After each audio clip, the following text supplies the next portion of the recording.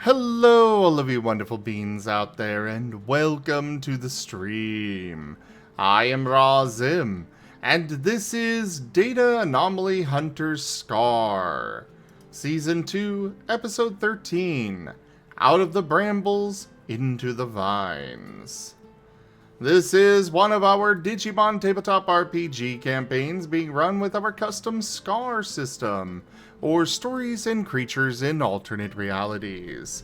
This system is available for open playtest on our Discord as well as on itch.io, so do go take a look at it and let us know what you think. We do have Conrad here doing art today. He's working on a 3D model, so you'll get to enjoy that after the beginning art scroll. But for now, we're going to get started with introductions, beginning with Zerda. Heyo, I am the blue fox at the top of the screen.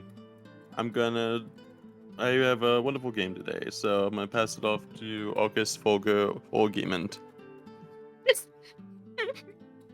Hi, I'm Gimund, and I'm playing Folker, the brother of Arcus who is trapped in Arcus's body. He is a electric basic Harrismon, also Zim typical. Onto the Asher. Hello everybody, I am Razim and I am playing as Asher, the Labramon.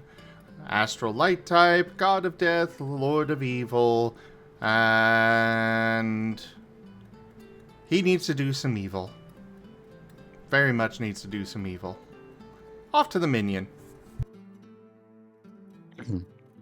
Hello, y'all. I'm IDDoThings, or IDO if you prefer, and I play Haboku, the Lucamon, an necrotic fire, currently in a state of undeath, currently surrounded in a forest of undeath. Not sure how he feels about it, but as usual, he's giving it his all, despite it having very little to give currently. On to the chase. Hello, I'm Drunk Dragon Aaron. I'm going to be playing Jace, the Black Element X that is Shadow Mythic type. He is in a place he doesn't want to be. Mainly this forest. Go ahead, Kotora.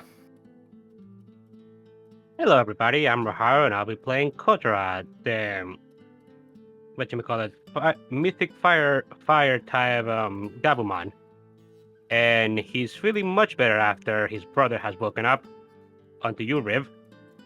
Hello, I am Talderis, and I'll be playing Riv, the mythic water-type Vorvamon, who is very interested in all this stuff going on, and is very interested in trying to make sure that these poor plant Digimon recover.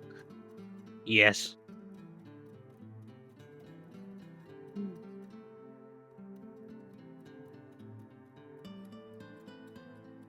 Alright, and for the recap, we'll turn that over to Tal. Alrighty. Last session, we had a bit of a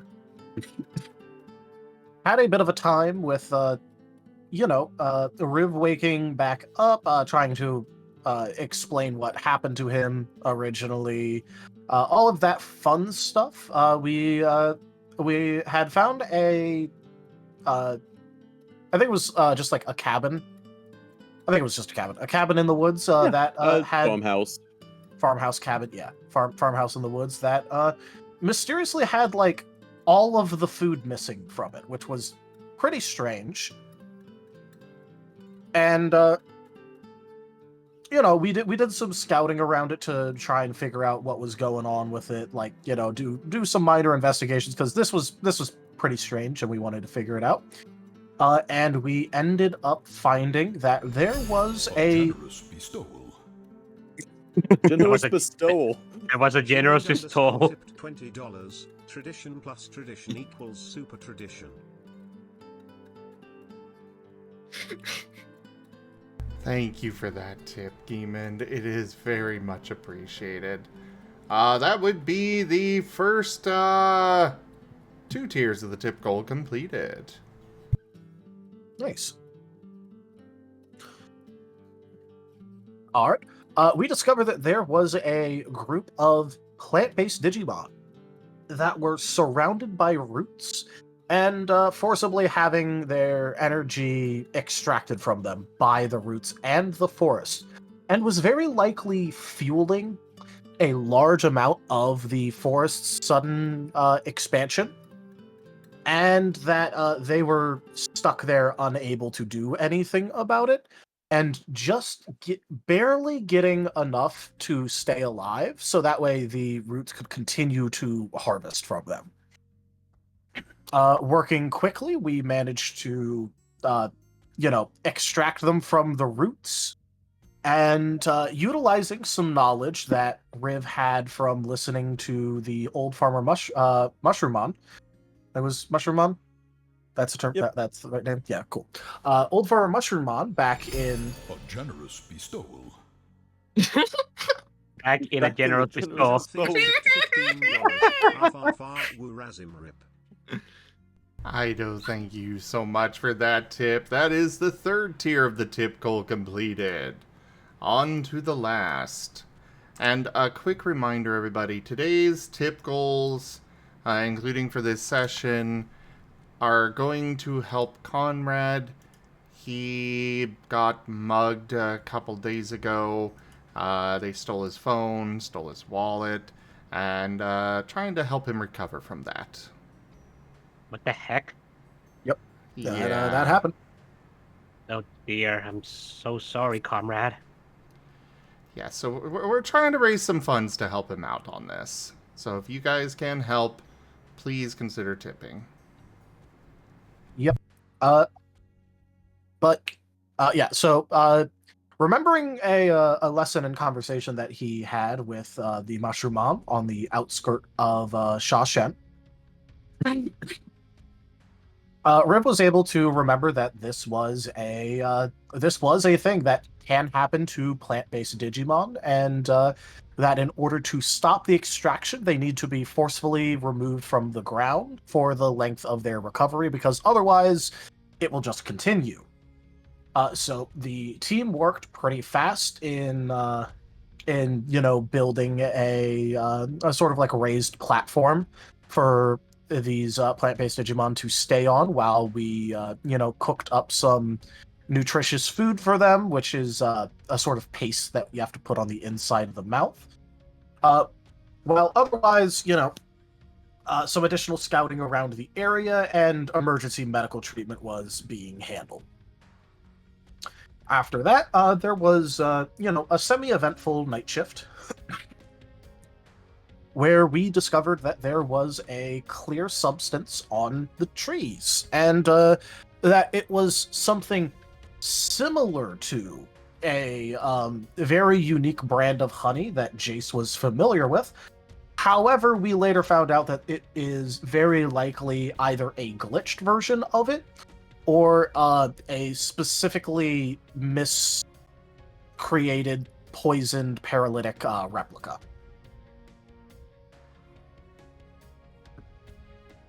It paralyzes Jason's tongue, and unbeknownst to him, also Kotora, because he went to sleep before he could tell. They Yep, have which- finding it out. Which will probably be affecting Kotora in the morning.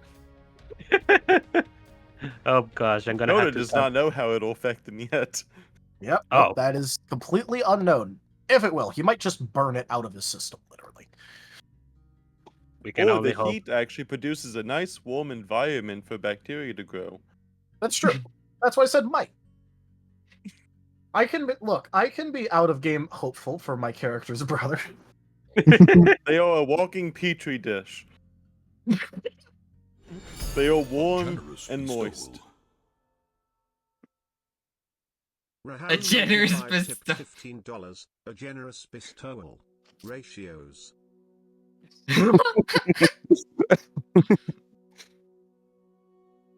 So Kotora, you're moist.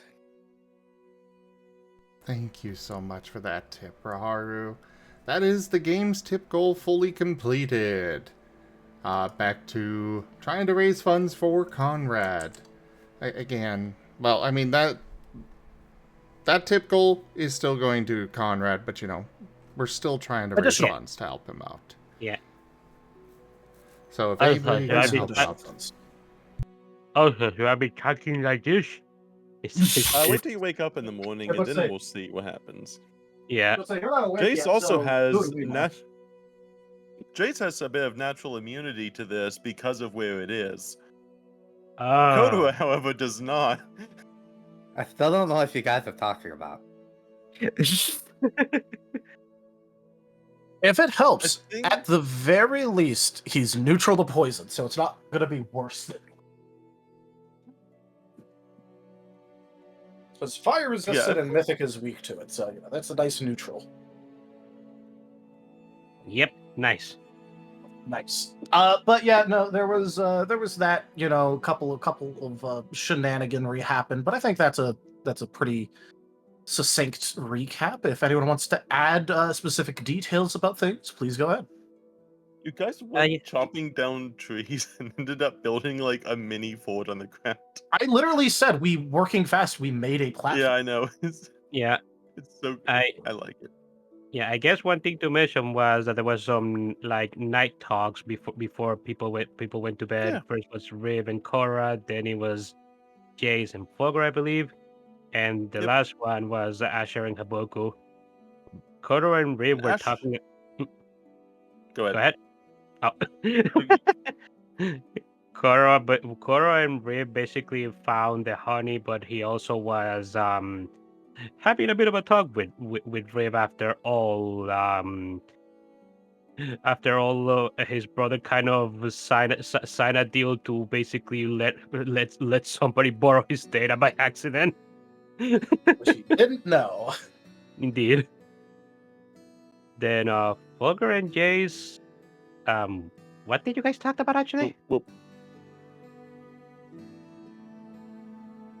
It's so bad that it happened so long ago, I don't remember. I don't remember either. And Asher and Haboku, Asher was basically inspecting Haboku because he wants to create undead minions apparently. Yeah, they studied Necromicons or Necrogishi cons. Necrogishi cons. Did you just I'm have sure a that's stroke? exactly what Asher was. No. Necrogishi cons, But no, I will say, you did, however, Asher specifically, did learn a lot more about first aid, enough to actually complete what my internal goal here was for first aiding and learning how to do physical bandaging as well as that. So there is a 10 EXP discount into medicine for Asher. Ah, nice. Being a librarian, getting people discounts. Let's go. One more thing to add is that Asher did collect. I think he collected a lot of the honey and everything. Yeah, and the I believe the seeds that were in the plant Digimon. Yeah. Yeah, because inside the core of the Digimon that did end up having those issues, there was some glitch data around the core, whereas like vines wrapping around their core, which was also causing a little bit of that paralysis as well, but no more from the plant vines more than from anything else. Yeah. Also, I believe the plant Digimon were a collection of Palmon and Woodmons. Yeah, Yep, it was.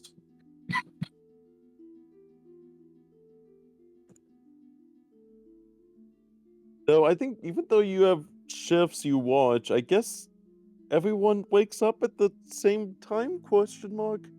Technically speaking, really know that works if you have... the third shift is like staying awake. It's just that they'll be awake first, and then besides that, we'll be waking up at about the same time. Okay, so I think the last people to do anything, I think, was Asher and Haboku? Question mark. Correct. Okay, so you guys would be collecting. Everyone else would wake up at around the usual time, but Asher and Haboku are out collecting the sap to collect for its paralytic properties.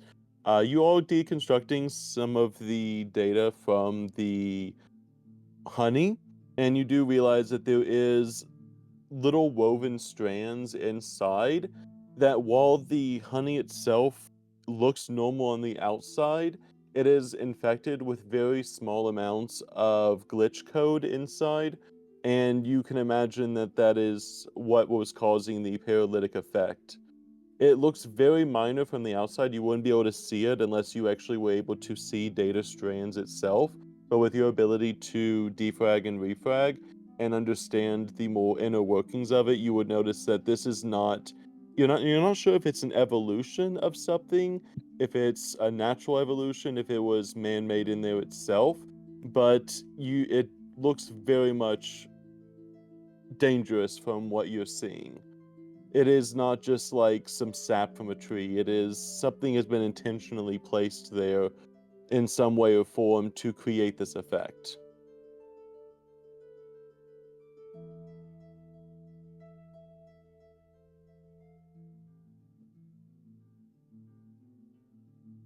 Dang, imperceptible glitch data to the imperceptible glitch data. That's a new one, for us at least.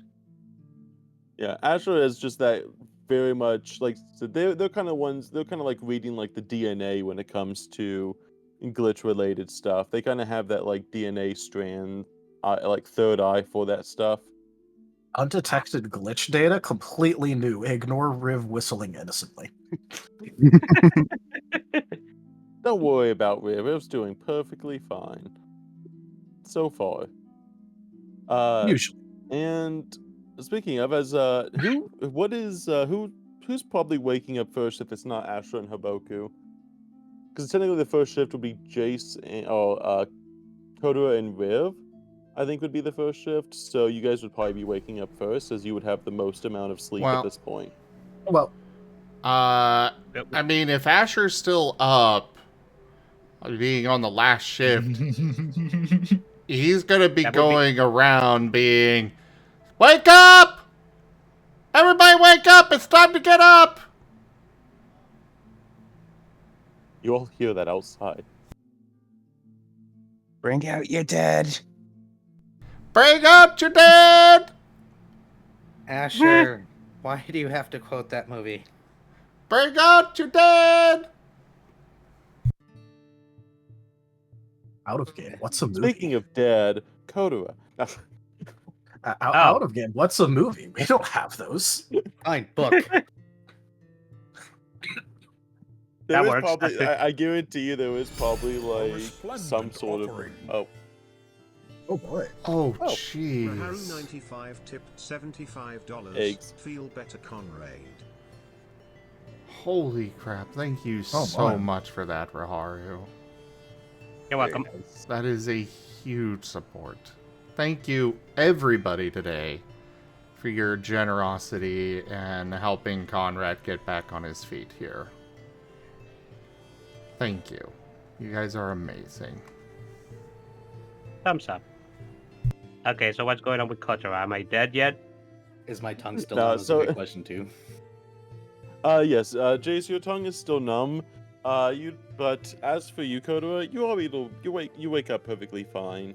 As you try to stand up, though, your legs do feel a little bit asleep. It's like your legs are still asleep from being asleep for so long. If I keep using that word. So you try to kind of shake, and it's a weird sensation at first. Not something you're really used to, but it feels like your legs are not waking up after you've been asleep for that amount of time. Yeah. Asher's Yeah. going to stick his head in Kotora and Riv's tent. Bring out your dead! Asher, the no way, one's dead in here. By the way, I don't care. Are my arms feeling the same way? Nope, everything is fine. It's mostly just seems to be mostly not even legs really. It's mostly just the feet. It's like it's like your feet fell asleep. Okay. Okay, so Kotora can't just bring himself up with his feet, so he's trying to push up himself off the ground. And the moment he stands up, he loses his balance because his feet are asleep, and he just goes back down. Ah, Kotora? what's going on? I can't feel anything on my feet. Okay, I'm gonna start taking a look at him, Asher. If you want to go wake up other people and come back, or just take a look at him now. I mean, this is kind of my job. Well, yeah, but we also kind of have the plant Digimon, which, you know. Well, they're poison, so it's okay. they all getting more green to them. Asher, seriously, no. Even if you think that they're poison, they're still people, and you need to help them. You weren't planning on eating them anyway, so what does it matter?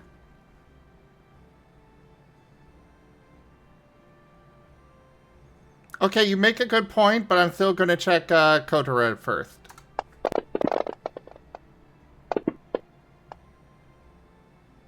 I was about to say, at least take a dice for Riv, because he'll help you. They gotta take a dice. It is their brother, after all. Well, he also does have some skill in medicine and teamwork, so Yeah. he can literally just help. Okay. You keeping that good? You keeping that, Asher? Yeah, he'll keep the 3. As you're looking, you remember you were also collecting these sap over the 9. You faintly remember yourself laughing at Jace, and it brings a smile to your face. And then you realize that Kotora may have been affected more than Jace. And you kind of begin to piece together a little bit. You remember that Kotora was also trying out some of the honey as well. And you being able to break it down, it looks like it's not a serious, in the sense that it's not damaging. They don't look like they're breathing heavy. They don't look like they're about to, have a fever. They seem perfectly fine. It seems more like whatever it is just doesn't want Kotora moving for whatever reason. It seems like the paralytic is concentrated into the feet to make sure that they are staying in one place. Oh, I just realized something. Out of character. Yeah. Yeah. That's probably why the plant Digimon couldn't escape themselves. Nice eye. It's possible, but also they could have just, gotten grabbed. But yeah. He's fine. It's just his dumb fault for eating stuff he didn't know what it was. Jace told me what it was. Yeah, Jay said it was okay. Technically, I never said it was okay. I just said what it tasted like. And Well, then then you said you knew what it was and that it was a local form of honey, and then he tasted it himself. and then he ate some. And then Jace did also eat some themselves. He did also eat himself. I just want to point out, he technically never said it was okay. He did mention it was weird that it was here, of all places. He also didn't say it was a smart move to eat it. Yeah. I mean, that's fair, but if your, local expert looks at something that's like a substance and goes, "Oh, yeah, this is a type of food," and eats it, what do you think people are going to take from that? Granted, I was literally eating it to see if anything weird happens. That way, you guys didn't. And then, I was like, "Let me try it." Unfortunately, I'm just saying, what do you think people are going to take from that? Unfortunately, they didn't have that happen. conversation. Okay. Either way, Yeah. Well, Asher is just going to be looking at Kotora. So you realize that Jace is old and senile, right? Blinks. I mean, old? Yes, I didn't realize he was senile. What? If he's senile, why are you letting him go out on these things? I mean, have you tried to stop him? If he's senile, you could easily distract him. That's a part of when people go senile. Yeah, but we also stick together, so, I can't really leave him at home where he might get into other kinds of trouble. So you're saying that instead of you staying home yourself, you want to bring your senile father to go and fight people?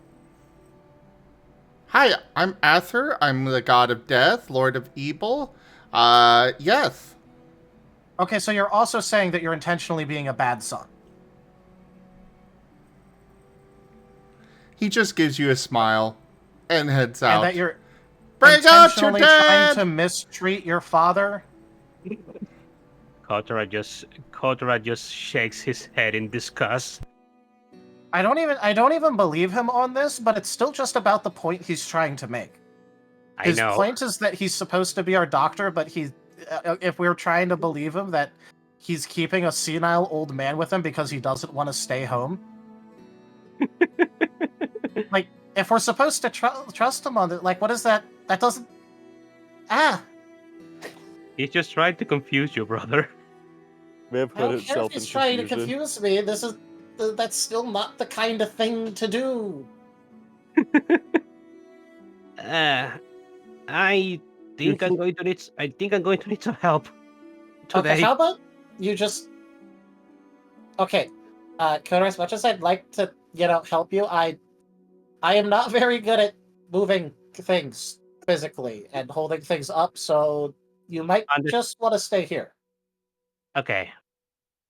I guess if we need to move, I'll just crawl or something. Just... Kotora, if we need to move really quickly, we can just ask some of the others. I'm just saying that I can't. I know, bro. I know, bro. I know. This isn't necessarily thing you needed to pick me up. I can still move my legs. It's just my feet that are asleep. I can't keep balance. Okay, well, if we really need to, I brought antidotes, so if you are being poisoned and we need to move really quickly, I could just give you an antidote. Okay, sounds good. I guess I'll just stay here for now then. Kotora is Who's gonna flop cook down. breakfast? Bring out your dad! Jace is making coffee. He feels like this is a morning for coffee. Unironically, Riv did bring enough antidotes for the entire team because we were going into a forest area with a known possible nature glitch. So he just brought That a is lot of very much the antidotes. case. He just brought a lot of antidotes because he was like, okay, well. That is probably the smarter choice. That is definitely very much the smarter choice. But yeah, Jace and Haboku, you both wake up hearing. Oh, sorry. Jace and Folger, you both wake up hearing the sounds of Asher motioning about. It mostly seems to be Asher making the noise. You heard a brief scuffle from a tent over, but after a few bits of arguing, which for you, Jace, hearing Asher argue with someone probably isn't a new concept, but they seem to manage themselves perfectly fine, and now they're back to calling into the nature. Yeah, I'm just getting up and going to make coffee. This is a coffee morning. Volker's gonna sneak over to the tent where he heard noise coming from and look inside. You see Kotora flopped on the ground. You see a really lame Kotora.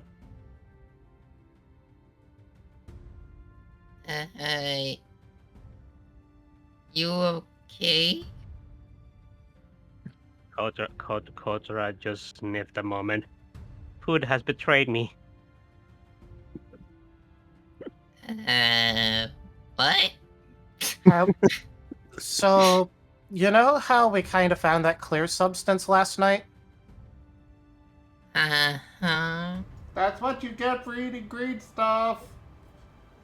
It wasn't green, it was wasn't clear. even green, it was clear.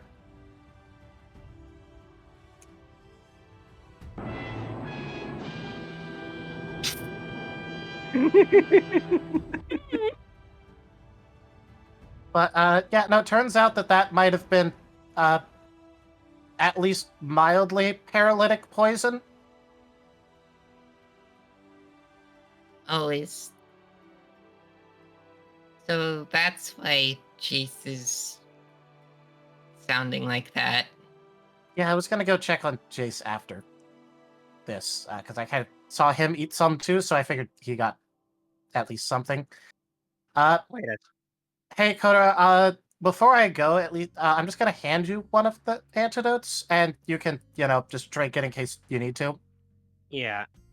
Wait, I just realized something. I I can barely my feet specifically are asleep right now. Do you guys think that those plant Digimon were under the same thing? That's why they couldn't move off the ground. Maybe. I mean, it was pretty high up in the trees. They could have ingested it. They could have ingested it and got paralyzed, and then by the time it was gone, they couldn't move anymore. I mean, yeah, it's definitely possible. It's just, we'll have to ask them what happened when they're better. Yeah, I hope they'll make it out.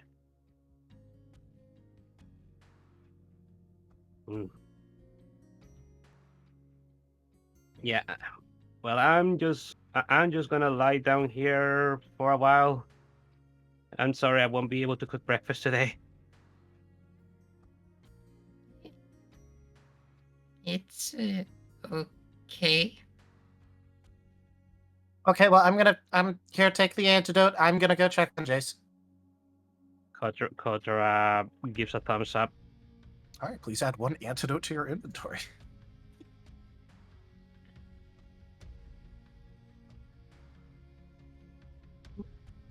And I'll say, Jace, while you're making that coffee, you do spot Haboku that seems to be checking in on the Digimon that fell. There seems to, listen, double checking. There's 22 of them in total, 10 of the Palmons and 12 of the Woodmons.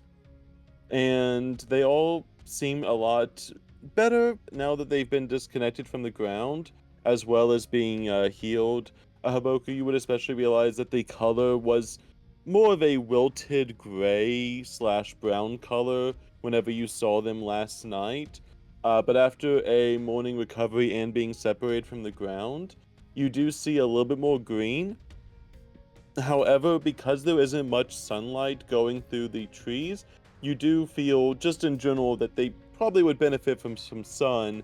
And with the sun only recently coming up and not being very prevalent due to the overhang of trees, you feel like they're going to need a little bit more to recover than where they are right now. But it looks like they are in the recovery state more than a declining state.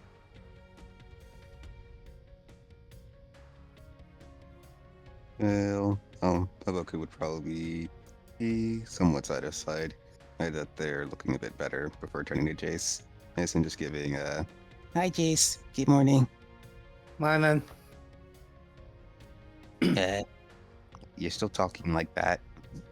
I know. Tongue numb.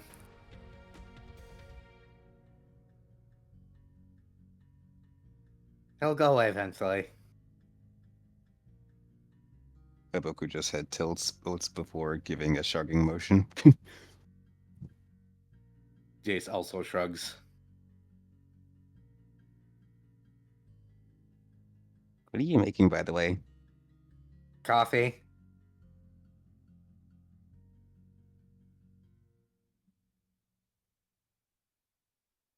What's it taste like? Heh. That's kind of hard to describe. It's a bitter thing. Nice pat a little bit there. Gross.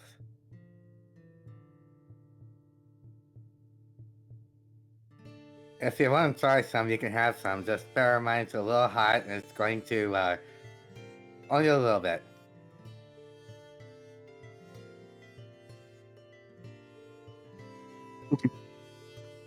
Haboku will accept the cup. I give him like a quarter of a cup because I'm afraid of this one in caffeine. I'm more afraid of Arcus or Fulgur with caffeine. You see, I'm worried that Haboku's going to be more like Asher if he's caffeinated. Doesn't Haboku also have the Zoomies trait? On second thought, let's give Haboku all the caffeine. Now, Haboku accepts the cup, and just you just see the equivalent, and a dog attempting to lap up water through it. Adorable. It I'm not is. correcting him. It is pretty bitter because I'm guessing you didn't really bring sugar or cream with you, so I'm assuming this is one of I the guess- coffee kits that comes inside of like the with the rations. Yeah. So it's probably not the greatest coffee. It's like either. cowboy coffee. Yeah. it's also with probably grounds just in it. straight coffee, and I imagine. Yep. Yeah, cowboy coffee. It is. It depends on how does Haboku's taste buds exactly work. I mean, he enjoyed the soup. That is fair. It is you taste what can only be described to you what would be imagined as a very bitter berry that has been smushed and turned with water, and turned into a drink with water.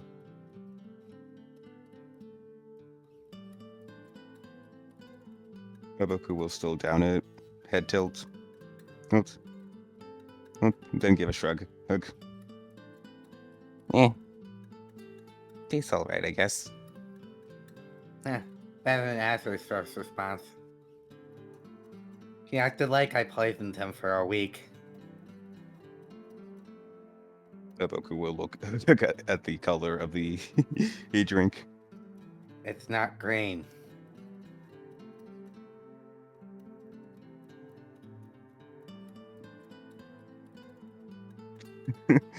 Funny thing is, this poison is actually one of the types Haboku resists. That's funny. Funnily enough, poison is the type that Riv is double weak to in particular. And you didn't have any of the honey. How dare you? I offered it to you, Riv. You did, and before even knowing that it was poison, he was just like, "Nah, no thanks."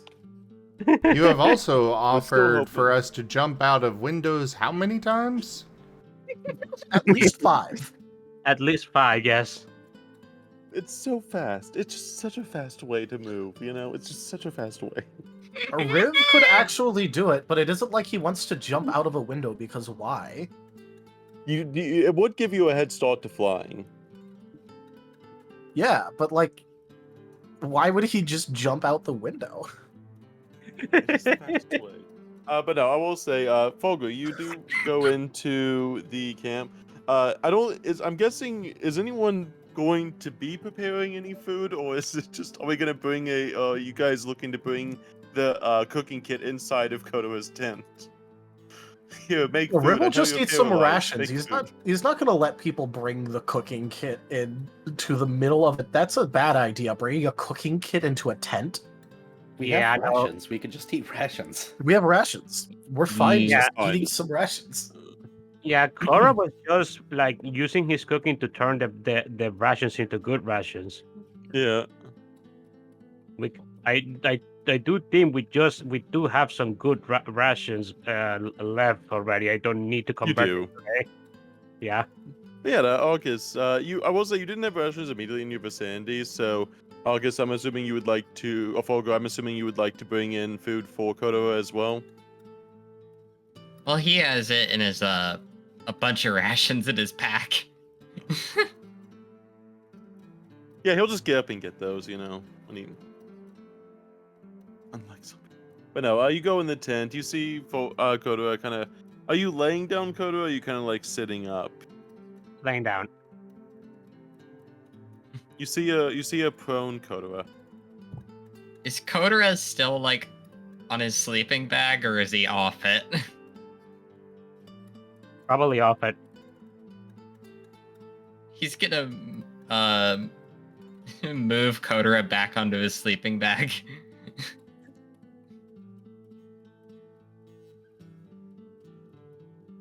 I mean, I can't help but imagine Fogor like grabbing onto Kotora's belt and just moving him like that. He probably August, make a doesn't. body check. Let's see. Make an athletics check. Yeah, it'd probably be. He doesn't have anything in. Well, he's probably trying to be more empathic about it. You were doesn't- carefully trying to do that. And it's not like Oh, and it's not like Kotora is trying to Yeah. resist. Yeah. time to Look- get the formulas. All I'm saying is, this is it's much better than if Riv tried, because if Riv tried, his body forceful athletics is 1 dot. There's a I reason know- why Riv was like, okay, I can't help with this. I mean, I will say there was only one person out of the party with more than a single dot in athletics, and you know who you are. Oh. Funnily enough, that is Kotora. Kotora is the strong person. The only person who Okay, can carry so- Kotora is Kotora. 2 Uh, empathic athletics. Nice. No, Haboku has 2 dots as well. oh, do you? Sure. Make sure I have your sheet up. Oh, perfect. But yeah, okay, good. No, those do. But yeah, you're able to adjust Kotora perfectly fine. Their arms seem to be working. Kotora, you are used to using your hands a lot, especially when it comes to cooking, grabbing, and all the like. So you feel very comfortable with it. You don't weigh the most in the world, as you are still a very small creature. So you're able to navigate the ground itself just fine. It is a little bit awkward, as it kind of feels like you're trying to, well, you are trying to move without the use of your feet. You're able to put a little bit of pressure on the feet, enough to kind of adjust, but anything more than that, it seems to just give out, and you do take a lot more caution just to make sure you don't hurt the feet in the process, especially them being numb. You aren't really able to tell very much if they do get injured or not, so you do take your time, and it does take a little bit of extra time, but you are able to readjust onto the rolling mat itself, feeling a little bit of extra comfort with the padding underneath. There you go. Thanks, Fogger. Yeah. Have to kind of be. Some Digimon in the ice area have to be careful of frostbite, so. Kind of have to be careful with when they're kind of like this. True. I usually don't have to worry about frostbite most of the time, unless I would be in the middle of a storm, snowstorm. You, think you can eat a ration? Oh, I can move my arms just fine. I should be able to eat at least. I just can't cook today. I will stumble over my feet and just get the food all over the ground. Got it. And Fulgur's gonna reach into his pack and give Kotora one of his rations from his pack. Oh, thank you, Fogger.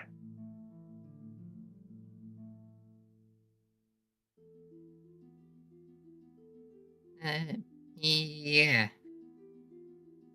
I'll have to make sure that I redouble my efforts the next time I can cook. It seems you got worse off than Jace did. Oh, wait. Jace Oh, yeah. is, talking funny, to say the least. Wait. So his tongue got paralyzed, but not his feet. He nods. Kotora is going to nod at that and then just look like he's wondering something. But why? Is it because he's technically a local? But wait, Oh, then maybe it wasn't. Then maybe those plant Digimon didn't ingest the honey. They're also locals, I think. Or weren't they? Hmm. It might also depend. It just could be random. Maybe. I guess we have to know more about this thing then. Hopefully those plant Digimon can tell us what they know once they're awake. Yeah. Mm. Think there should still be a little bit more paste from the things I made yesterday for them. Maybe you could give them to them on my maybe you could apply it to them on my behalf. They still need nutrients. They're recovering.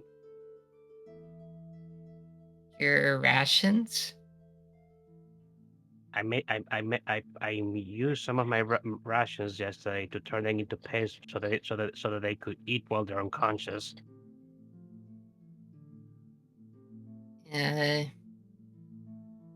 Yeah. Kotora nods and just, hey Kotora, come here for a moment.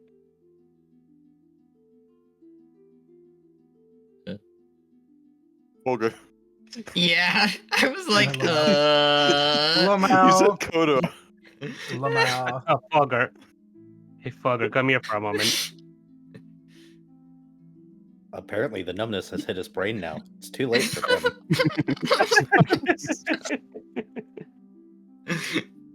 Yeah, I did sit there for a second. It was like, what? I'm just saying, this honey came from trees. Trees have green leaves, therefore poison.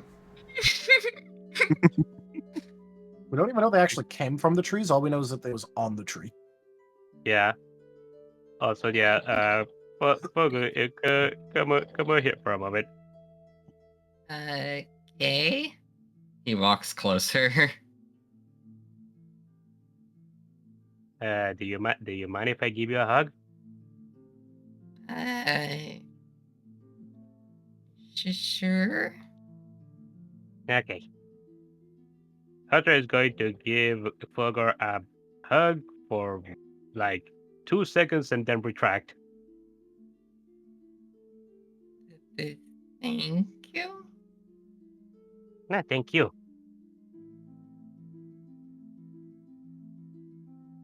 Thank you for the help. I really appreciate it. Yeah. So, where are these, pastries? Should be in one of my containers in my bag. Folker's gonna go over to Kotora's bag and start looking for the containers. Yeah, I made a bunch of pages yesterday for the with one of the rations for the Digimon, for the plant Digimon, so they could have some food. I just imagining that I made some more just to have them for later. Yeah. Mhm. I'd imagine you made a 2 serving of it at least. Yeah. After scouring through the bag itself, Folger, you see a few different containers containing various things. You see a spice making, a kit full of various small vials of spices.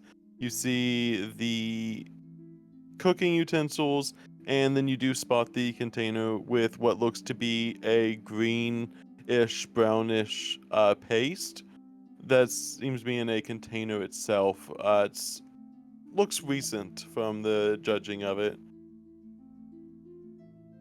He's gonna pull it out. Is this it? As he shows it to Kotora. Kotora gives a thumbs up. Okay. And then, Folker's gonna, zip up, Kotora's bag. Alright, I'll, go give this to them. Thank you. And Fulgur heads out of Kotora's tent towards the Palmon and Woodmon. And while you're doing that, what's Asher doing now that they've successfully gotten everyone awake? Asher's having one of his good rations.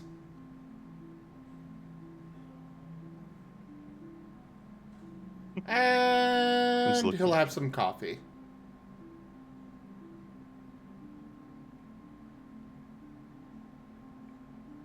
Suddenly, very hyperactive Haboku dashes by. Ah, there he goes. I don't know, I think he could use some more. No, we don't want his heart to explode. Well, as his doctor, I can verify that he is safe from that. I don't want him to have his first caffeine crash and sleep for a week. That he might not be immune to.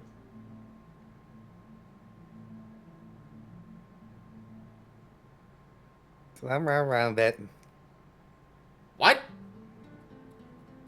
Just let him run around a bit. Well, sir. And then we'll give him more coffee. Hey, Jace. Jace. I heard you kind of got poisoned. I brought a bunch of antidotes because of where we were going. So in case something gets worse, here. And he's gonna reach out with an antidote. Okay. I'm waiting to see how long this lasts. I wouldn't suggest eating any of the honey until, like, we know how long it lasts, because apparently it's paralytic. It made my tongue go numb. Yeah, Kotora kind of can't walk right now. Oh, don't tell me he swallowed it. Yeah, you said it was from around here and then ate some in front of us. Oh no, I was just tasting it to see if anything happened because it was where it was on the trees. Then why did you say it was a local type of honey and then just eat it in front of us? Because it is a local type of honey, at least a good imitation of it. And I put it on my tongue to see if anything happened. I guess I should have made that clear. I'm not used to not being around people that aren't used to me. You know, Asher said that you were kind of senile, and I didn't believe him, but maybe you kind of are, actually. Who gives Asher a look? You fit on what? Anyways, you have your antidote. He's gonna start leaving.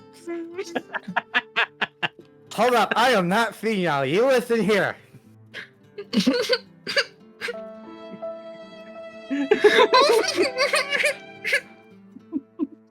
Asher, why would you call me senile? It's okay, Dad. Don't worry about it. We'll get you your medicine soon. Oh, Asher, I have half of my ear ground you for a month. A year. I will take away your gamepad.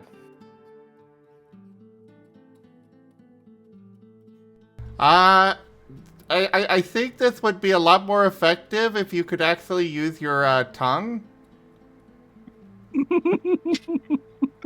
Otherwise, I cannot take you seriously because it's just hilarious. You're lucky I don't backhand you.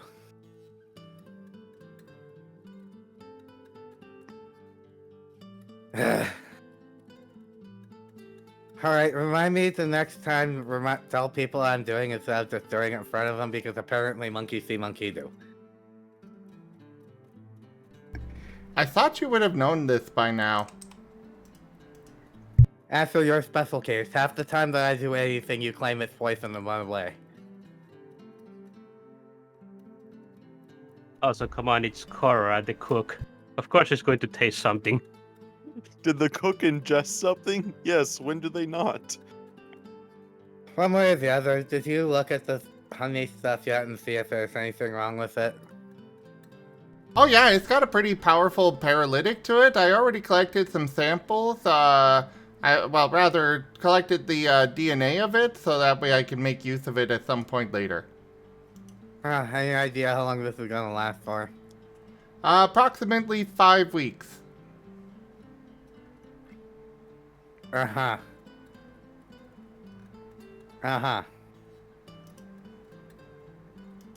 Why did you tell him I was senile? God damn it. Well, to be fair, right now you kind of sound it. I want to be angry with you, but I can't be because it probably sounds really true. But I am mad at you. Don't be telling people I'm senile. You'll get me put somewhere. Well, if they try to take you away, then I will kill them. Problem solved. Pats Asher on the head. Goes back to sipping coffee. Jace is now done with today. Today can now be over. The day just started. Yes. Unfortunately, the coffee just doesn't have the same taste. That nice, bitter, like, tang that happens when that first sip of coffee is no longer there today. Also, yeah, Zerda did make a really good point. Riv technically already did give him his medicine. True. Jace wants to see how long this lasts, but if it actually is going to last that long, he'll take it. But at the same time, he's like, how long is this going to last for? Out of game, probably like a day. Now the question is, do I want to sound like this for like an entire day? How many antidotes did you buy with? 8.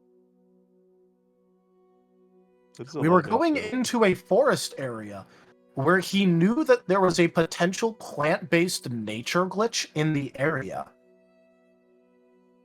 He didn't even need to ask if there might be poison or venom. As a part of that, he just went, I'm buying antidotes. And he bought 8. I will say you are able to, if you want to try scrounging around or the forest, you could also try finding any natural remedies that way as well. That is true, but I'm just pointing out, that's how many he bought and why he just went and bought a shit ton of antidotes. I'm waiting for everybody to gather so I can figure out what today's plan is, because now we got these injured Digimon that's going to hold us up. Are we actually going to stay and like take care of these guys, or we going Someone to should set call them a up? meeting. Well, apparently not me, because I can't talk right now. The guy who can't walk can't start the meeting. The guy who can't talk probably shouldn't start the meeting. So you have the 4 other people to initiate something.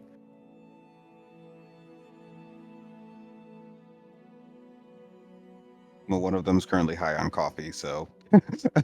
If Riv starts And the meeting, folk- he's turning it into a lecture anyway, so I don't know if you want that. Riv is technically the best person to start the meeting because the other option is Fulgur. Haboku is running around. Fulgur is currently treating the Digimon, and Kotora can't walk and Jace can't talk. So it is up to Riv and Asher to be the leaders for right now. I was about to say, what the hell is Asher? Chopped liver? Fucking hell! Look, all I'm gonna say is Riv has literally nothing in any social skill. True. He has nothing in persuasion, presence, deception, or etiquette. And that is on purpose right now. Very much so. He is a cheerful little bean that is not very socially actually. And Jace usually being the voice of reason. Oh no. Yeah, but Look, right man, now I no he's longer the sound like a voice of comedy Phaser. routine.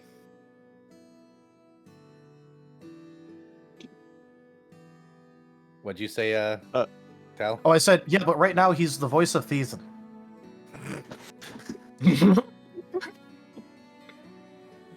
Fulgur, I will say you're able to, you have the paste and you have the Digimon there.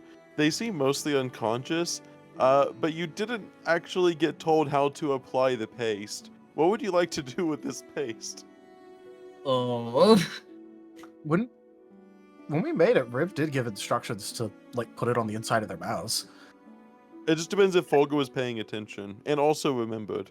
Would you Oh, in like that to case, roll you a could have him mind roll a check, lore check. Folger? You can roll a lore check to try and see if he remembers. Yeah. Let's give Folger a chance to remember first. 3. Oh, he actually has a really good chance of remembering. They all Hooray. kind of all about remembering things. Let's see if you can remember what happened last night. Do you remember? The 21st Ooh. night of September.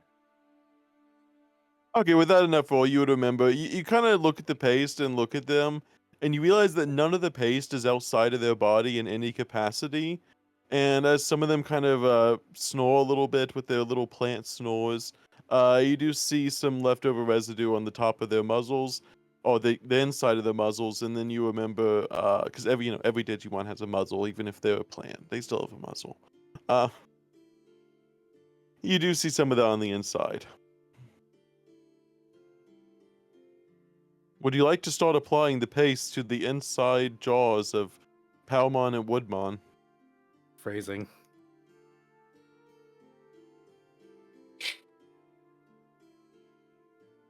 Yeah.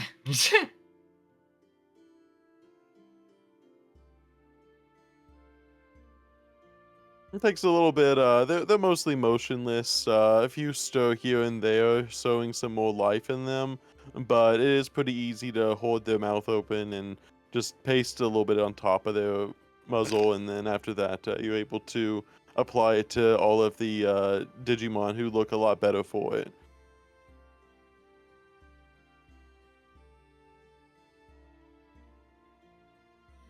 Okay. That's done. And I guess he's just gonna do a general examination of them to see if they're any better at all. You do see, especially with the Palmon specifically, you do notice that the Palmon's stems on the top of their head do look like they're trying to go, vertically. How to make what I'm saying? It looks like the flower on top of their head does seem to be sticking up, despite them laying flat on the ground. It does turn up as if it is trying to get reach towards the top of the forest. You would make a safe guess that they seem to be trying to get sunlight, despite being in the forest with the trees mostly blocking any potential sunlight. You feel like they seem to be very much wanting to have that, as you know they are plant-based Digimon.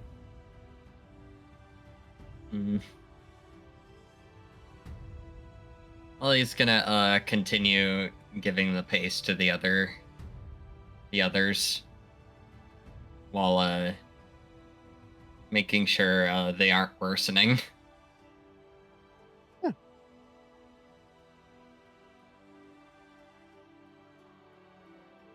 And you feel outside of the sunlight, they seem to be doing pretty well for themselves. A few even begin to breathe a little bit heavy, though their eyelids do not open. Their eyelids were a little bit open last night, but it was more in that like sleepwalk state where their eyes were open, but it didn't really look like they were moving at all. But now they seem to be a lot more peacefully sleeping with their eyelids fully closed.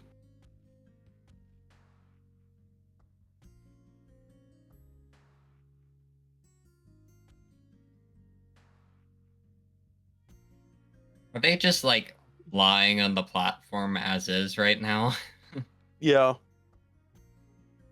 You don't really have bedrolls for 22 Digimon, so you kind of just rolled out some logs and placed them on top of the logs facing up.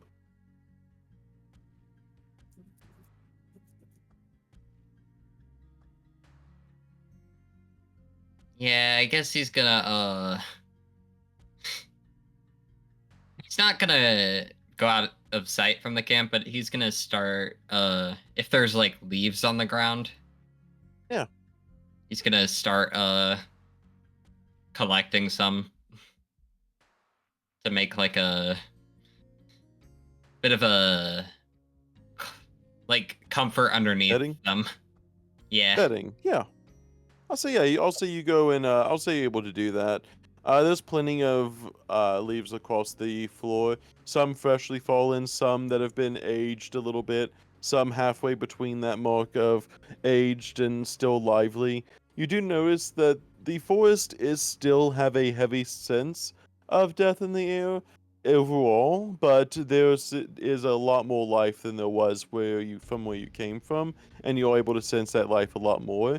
Though you'd figure you'd probably get more life going into the forest. This is more of the border where you're seeing a lot of that mixture between the dead trees that you saw before and more of a diverse, lively tree. Hmm.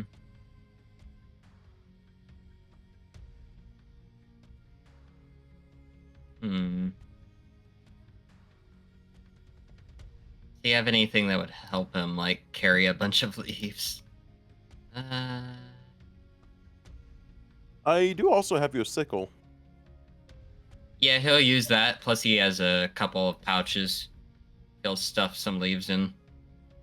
Yeah. And we're doing that. Haboku, go and give me that perception roll, just because of the difficulty. Your eyes are a little bit all over the place. Okay.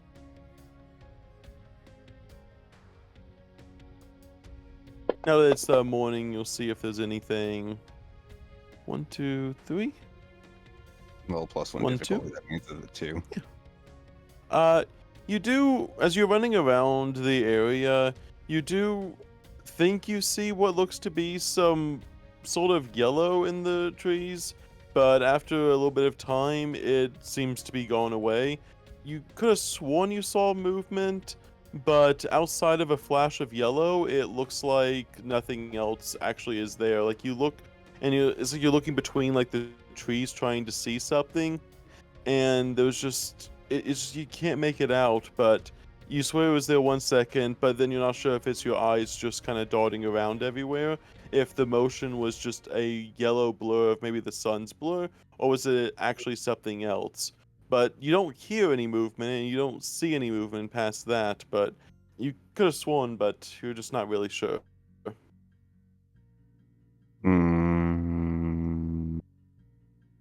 Body boost. Okay. Well, that makes it a 3. Yep. If you want a vigor, As you could, but you it is the start of a new day. I mean, true. You do look around and you are able to envision a little bit closer as you now know something, or at least you go ahead.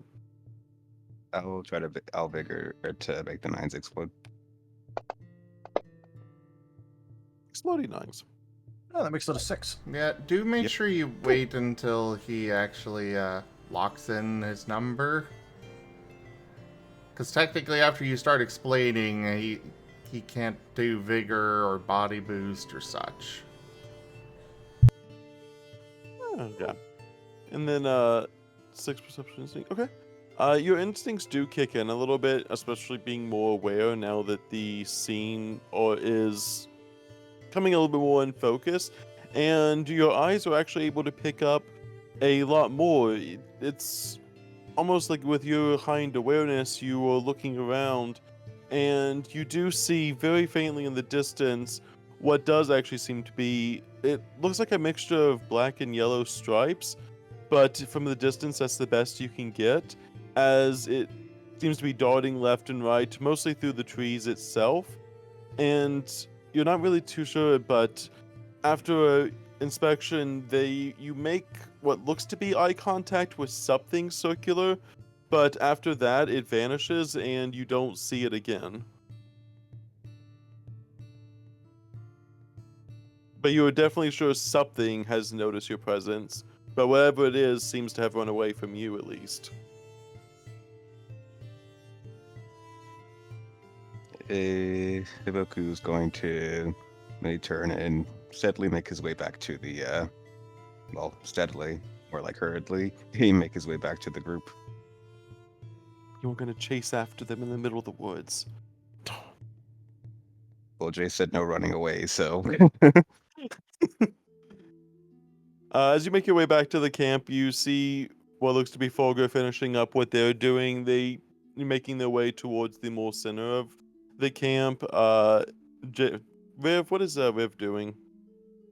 Well, now that he has, gotten medicine to the people who are at least, being affected by an unknown poison that may or may not get worse. He's deciding that, well, the best thing to probably do is he took some scans, last night of some of these individuals, with the internal problem still there.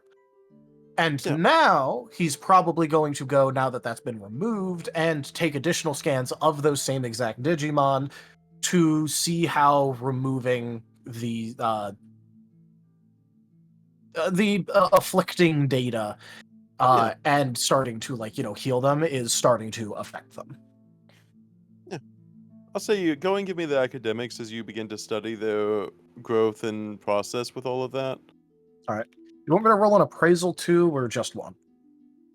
Just that could actually go for the appraisal actually over the academics. Cool. Because it's more of a very much looking and investigating more of a thing. 1, 2, 3. That's going to be a lot. That's going to be a success. There was too many 10s there. Well, I could always roll awful. There's a true combo in there. Yeah, Win. please stop. You've succeeded. All right, so that's 1, 2, 3, 4, 5, 6, 7, 8, 9, 10, 11 successes. So just win. You're able to study them extremely well, especially knowing what you remember, because you were originally the one who was suggesting a lot of it from what you remember the old Mushroomon's tales. Though it is more of a fungus Digimon, these more vegetation, but enough crossover. You are able to quickly determine from all of them, they do look like they are in a process of getting better, but it is very obvious, at least to you, that they would need some sort of sunlight to be able to fully heal. As you see, the stems from the top of the heads of the Palmon almost seem to be still wilted, not from the poison itself, but more so from a lack of sunlight than anything. It seems like you're not too sure how they regularly get sunlight in such a dense forest, but you don't see anything around that would look like they would climb to the top, but it's not too hard of a stretch to figure they have some way to get up there. But you'd figure if the poison and everything looks mostly gone, you just need to get sunlight in them and they would be a lot better.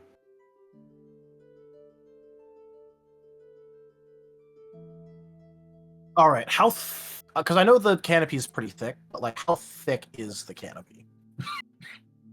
I would say in order to get rid of it, you would need a tool to be able to help prune the leaves at the top, and then B, you would probably need about 20 minutes to 30 minutes to fully get enough to create a pocket where sunlight would come in, especially since you're only having to get enough of a pocket to cover where they are immediately sitting. But you would need a tool of some sort to be able to prune the trees. All right. So in that case, there is always the sickle. But again, I will ask, because of how Data Spike works, it wouldn't be very, well, it would be very clean, but it would and would not be clean at the same time. But could he also just try to, remove the connecting data with that? On some of these, I would say if he flies up. It would be similar to cutting it with a tool. I would say if you really want to, you can use it. You are allowed to punch trees in my game. You can definitely punch a limb, but it would be similar to that. It just might take you a little bit longer, only because it is a more precise mechanism, whereas a tool might just be a more broad. But you feel like you could do that without having to ask. It is only branches and leaves. Part of the reason is that he really doesn't use this too often, and that's kind of out of the way, so he's kind of thinking that this might be at least some good training of repeat use. I would say you're able to do a small training montage, up there in the trees, slicing. A little bit. Especially because, again, he's doing this slightly far away, because as much as he'll use this around the others, it's also like, probably not the most comfortable for him, actually. Okay, and I'll say, Haboku, you go back to the camp as you see Riv flying up towards the top of the bush, and they seem to be punching tree limbs up at the top, as well as clawing at them. He's doing that thing in one of Asher's games I've seen. Riv? Oh, hey, Haboku. I think someone's in the forest watching us. Okay, well, you go tell the others. I'll try and keep an eye from up here, if possible. Maybe they won't look up here. Then again, I'm kind of knocking down branches, so these guys. Yeah, just go tell the others. I'll try and keep an eye out. Okay. Haboku did get a good look at least get a decent look at their jump. What they look like basically it'd be a yellow and black. Yep, Yes, you okay. yourself would not know what it is, but you could definitely try describing it just fine to Jace. Yeah, he'll also describe it if it's a Riv before telling the others, just so Riv knows what to keep an eye out for. All right, he will definitely attempt to do so. And then he'll start alerting the rest of the party.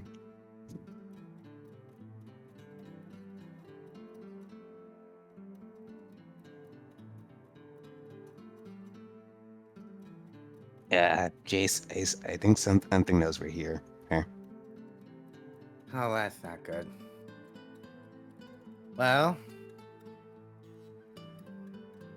where is everybody? Why does everybody keep on fanning out?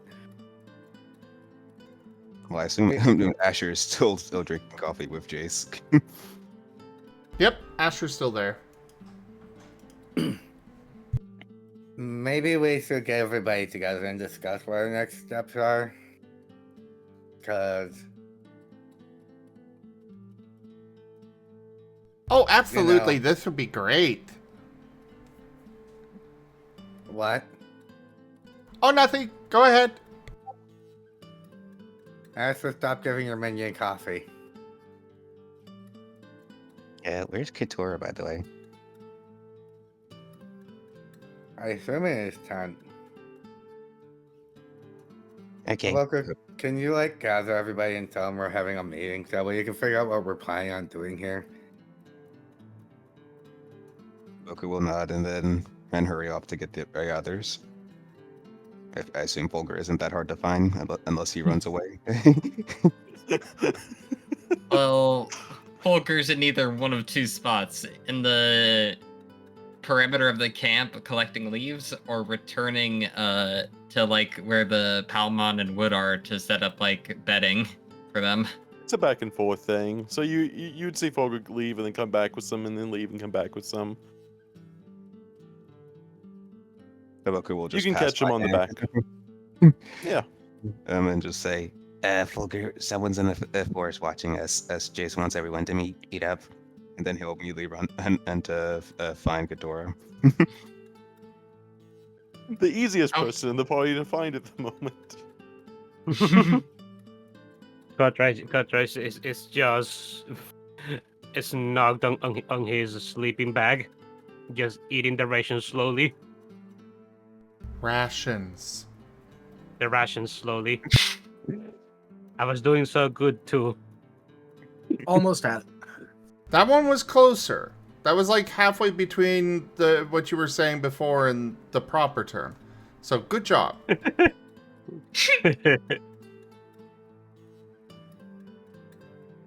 Wow, Zerda.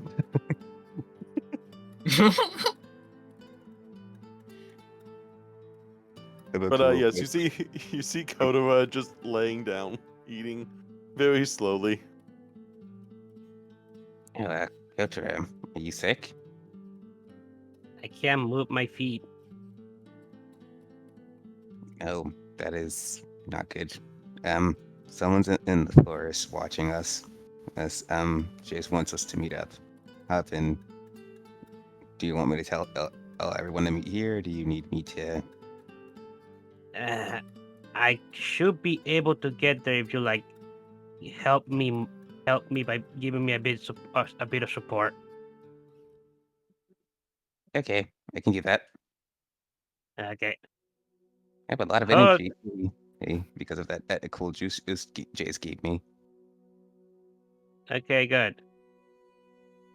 Okay, so Kotora is gonna try to stand and and just beckon Haboku to come forward so that he can get get some support from his body.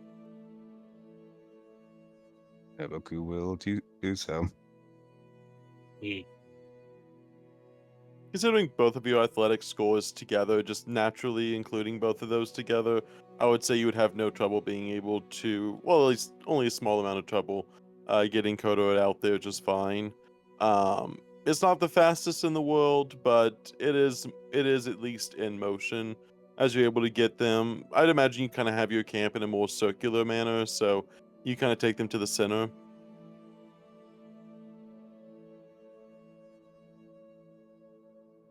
You see Asher and Jace now fully as you. This is the first time you've been out of the tent today, Kotora.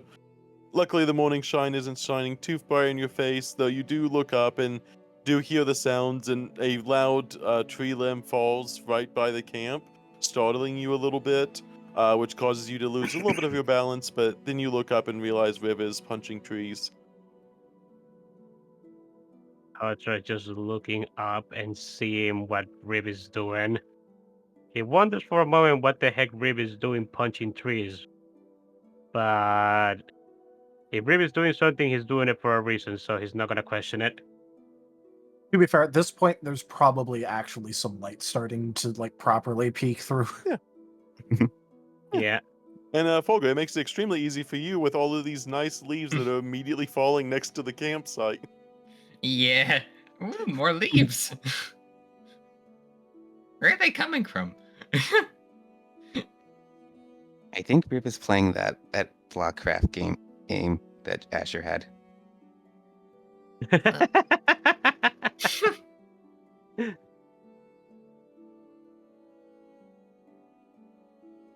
Yeah, I would say you're able to get there. Now that is everyone except Riv and Folger conjoined in the middle. Joined in the middle. Okay, I am here. I was hoping everybody be here, but I guess it's just us. Oh, well, okay. Asher's gonna start walking away. Asher, Yes? where are you going? Oh, I was just gonna go, tend to the poison. You don't want to be here for deciding what we're doing? Fine.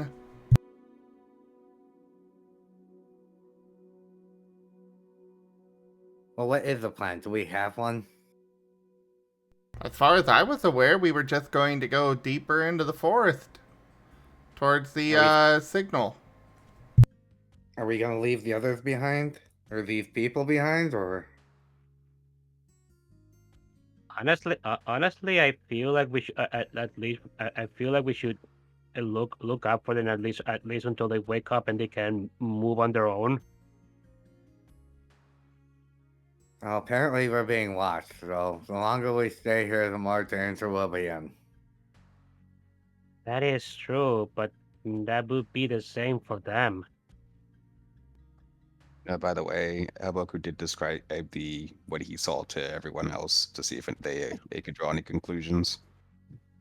Judging by that, Jace, yeah, you would describe they would describe it as a kind of a bulbous looking Digimon at first, what seemed to have stripes around them. One, you're not really too sure as it was a little bit far away, but there was a clear distinction of either yellow and black or black and brown or a little bit of that shade. The yellow was the most visible part of them, and the rest of it was harder to see. But there was a definite eye connection with something that quickly moved away from it. Jace, you would have the natural knowledge. You aren't able to tell which one it was, but you do know that there is a resident Fanbamon and Honeybamon that are in the forest, as well as a Waspmon that is technically Waspmon, but they also a Waspmon as well because they were the queen. There was a queen and a small outcropping of them, but it's not anywhere near here per se. It would be unusual, but it's not like the forest doesn't travel, but you would recognize them as the bee Digimon of the forest. Yeah, I kind of guessed. Well, that would be a little weird if it's the bees. A Fanbemon, or probably. No. So out here, I've got questions. If this isn't anywhere near where they're from. Would explain the honey, though. Wonder if they're glitched. That'd be a problem.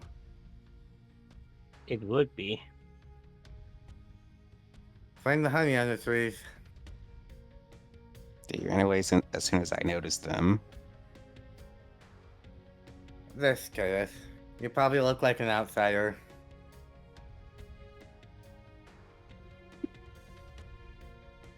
Oh, it's What not be a good. lore check, Jace? With my whole 0 lore, let's go. We'll go ahead and go Try logic. to remember. Do you remember? Oh, looks like Yeah, I you got got a a whole 2. I with would say logic. with the two with logic, it's not hard. It's not too hard to remember. But you do remember that there is specifically scout drones, scout bee drones as well, that would go around the forest. You would also notice because they would also report back to you every now and then. You remember them working very closely with the Guardian, though they mostly kept to themselves, but because of their quick speed and ability to get around the forest, they did offer themselves as scouts every now and then to you, but that was a long time ago, and you're not really too sure what their relationship with the Guardian would be nowadays, but you remember that they were at least friendly back in the days as they were able to be scouts for them. Well, that's really not good if it is a Beemon. Fanbemon. We used to use them as scouts occasionally. They're nice to us, but they're scouting for the boss. The Guardian. That's bad news. We might see some people like me. I don't know.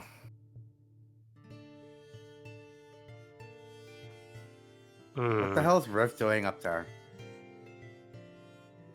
A loud thunk hits the ground as another tree limb kind of startles everyone a little bit. He is. Oh. He's trying to break to the canopy. Oh, I guess that makes sense.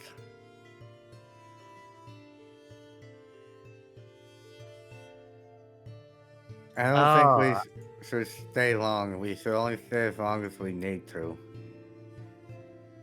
Oh, I think I get it. I think he's breaking to the canopy so that we can get some sun for the plant Digimon.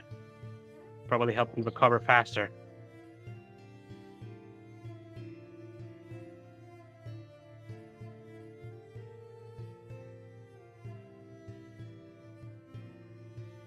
I will say, Folger, I'll say after you do collect some leaves, you do realize that everyone else seems to be sitting in a circle after you get back with your last batch of tree branches and the like. Kumbaya. How many beds has he completed? I would say, give me 3d10.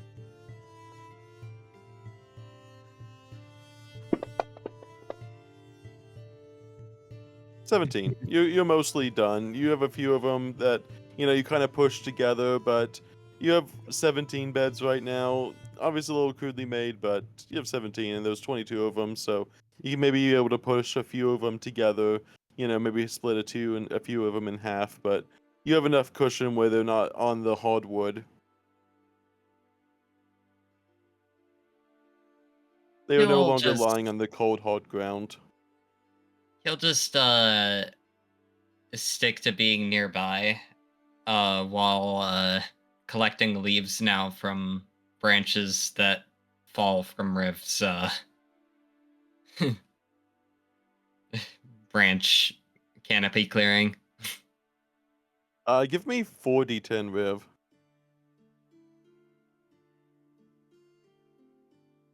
We'll see how much progress you've made with it. All right.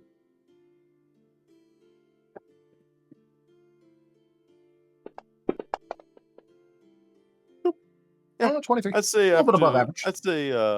I'd say you'll be able to, by this time you're able to see enough light with Fulgur rearranging the Digimon in ways to specifically make sure the Palmon have more light, as the Woodmon don't seem to really have anything that takes in light, but the Palmon have a very clear stem that they are reaching out to the sky. So with a little bit of arrangement, I would say you and Fulgur together are able to arrange everything nicely enough that you guys would be finishing up as the rest of them are still talking. All right.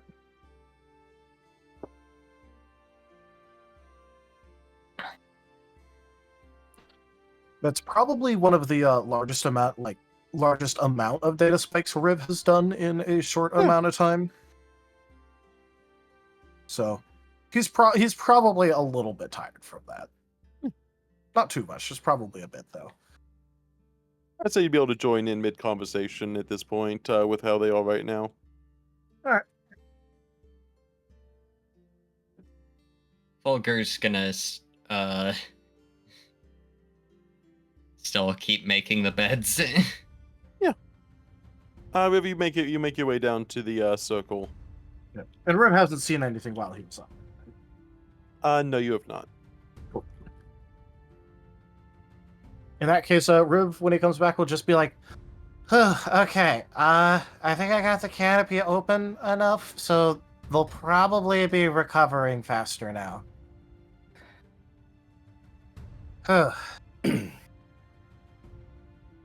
Good job, bro. That was a lot of work.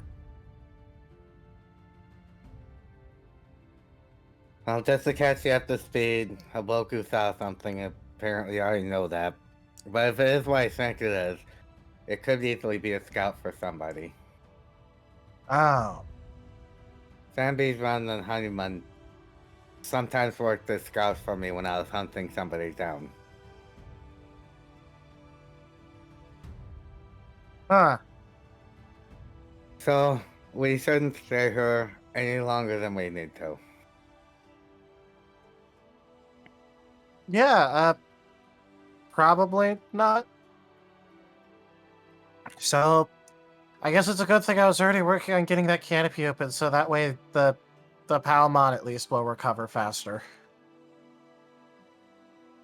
So I'm assuming we're staying until they're at least able to somewhat defend themselves. Or, move away. But yeah. That it really wouldn't be right if we just kinda left. Well, if that's the case, I'm gonna go look for some natural remedies for the numbness to see if there's anything close by and do some scouting. That way we can try and save the antidotes if possible. Okay, so if you find something that might be poisonous this time, can you not try and just eat it to see what happens?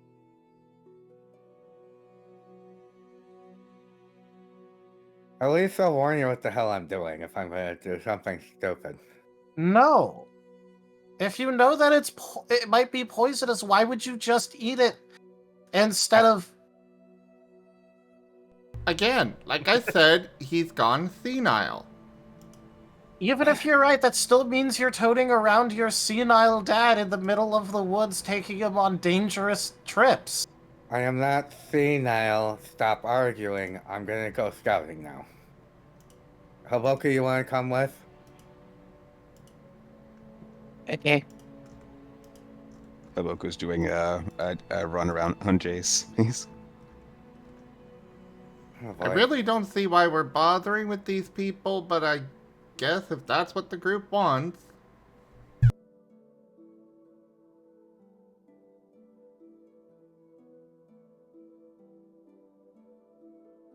do we need to make a roll? Let me get a roll from Fulgur first. For that perception or survival.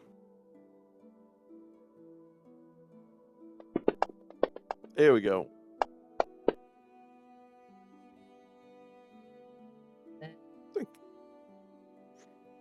Three logic.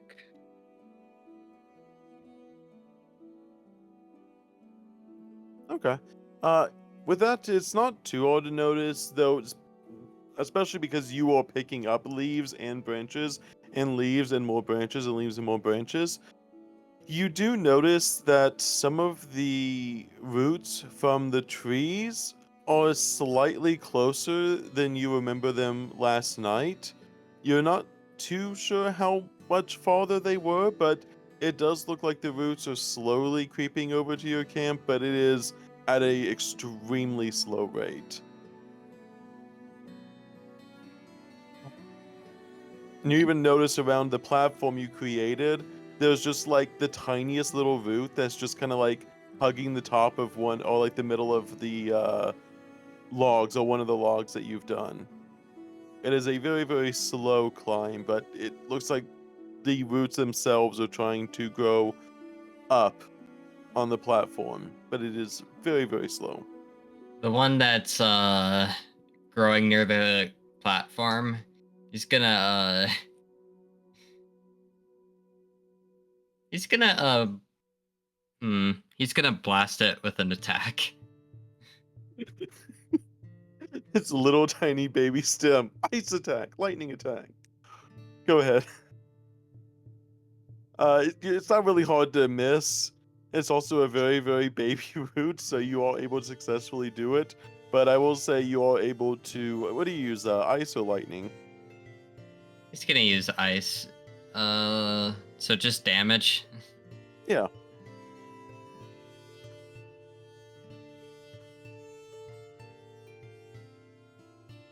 Thankfully, it's just the same dice pool.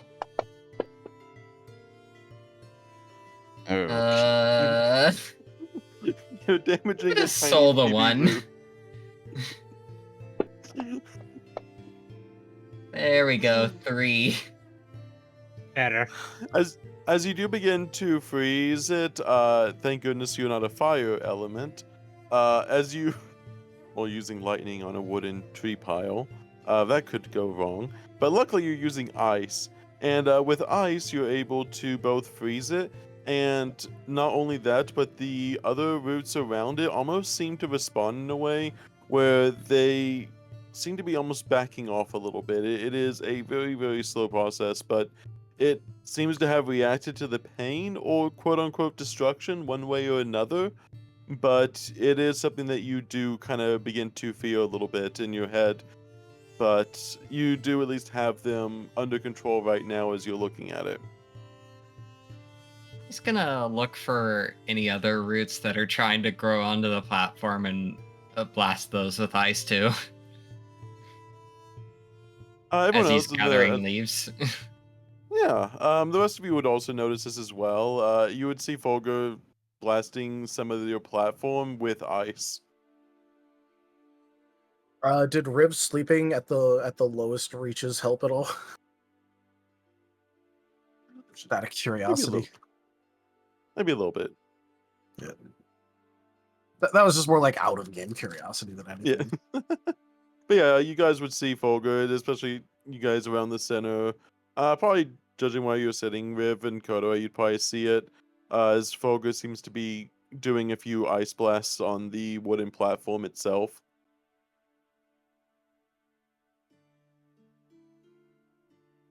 Do you want any help with what you're doing?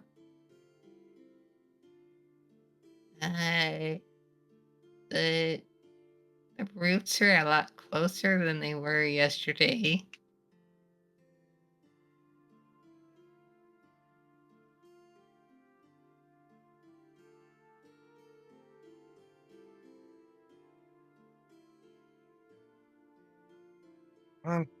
Dang it, I was hoping that it would... Okay.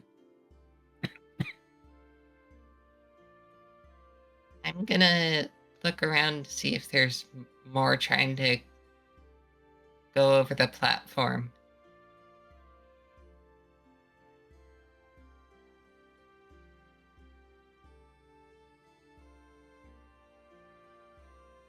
Okay, I'll help you look.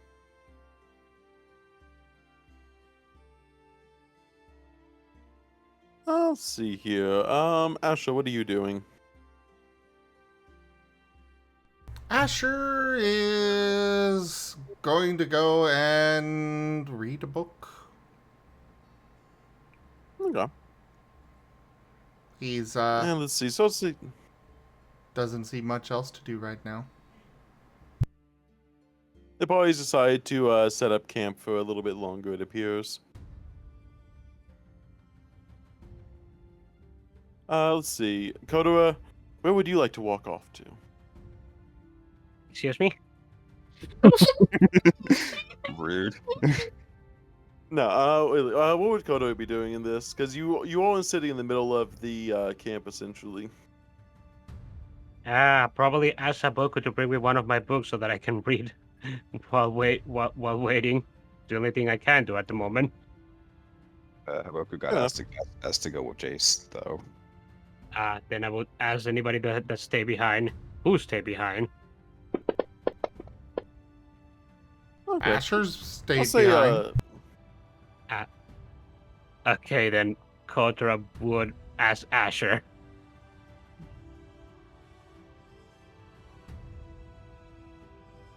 Yes?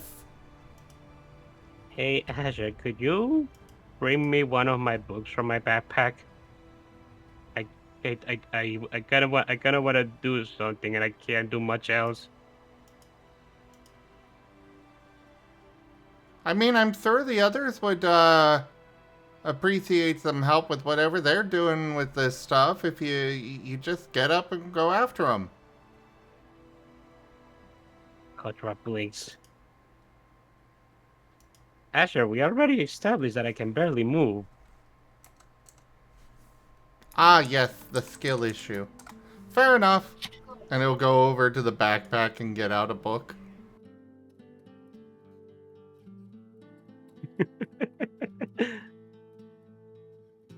Kotora just blinks. Then he's just going to shrug. Okay, whatever you say. Thank you, though.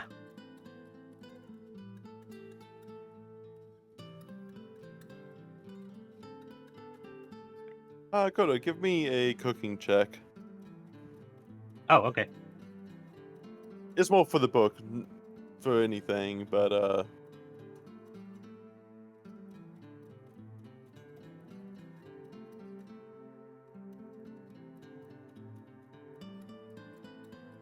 And then, Jace, you can give me a survival check. Sure thing.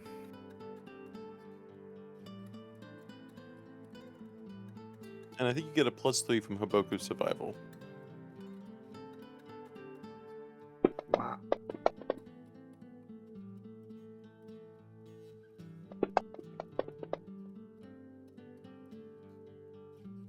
Much better. Soul one, why not? There That you was a go. good soul.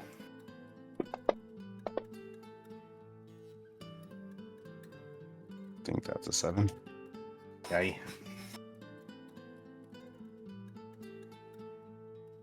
Perfect. And okay, we'll go with Kotora. Kotora, you have able double checking here. You have actually reached your threshold as well, so you were able to get a 10 EXP discount on cooking or crafting, your choice. Crafting. Cooking and crafting for that, just since they do a little bit go hand in hand. Jace, with that is enough as well to actually get a additional 10 EXP on the 10 EXP discount on the survival check as well. That's going to knock out both of those. Specifically, more so with a slight specialty in herbal as well as it's survival, but with a slight specialty towards herbal medicine. As you Oh, I are thought we able were- to go around and scavenge. Just more for like scavenging specifically. It's more of an addition. But yeah, you're able to get a small discount in the survival, and you do find some natural remedies around. The plants, it is very hard to find anything resembling life around here to a degree that would be able to help you. But with you knowing what you're doing and the forest itself growing around here, you're able to find at least enough herbal remedies to make enough for one herbal remedy. Though you would only be able to either cure Kotora or you wouldn't be able to do both with the amount of medicine that you find around. That's fine. When I get back, I'll offer it over to Kotora. Be like, well, unfortunately, this forest isn't exactly ripe with plants it normally is, but this ought to help you.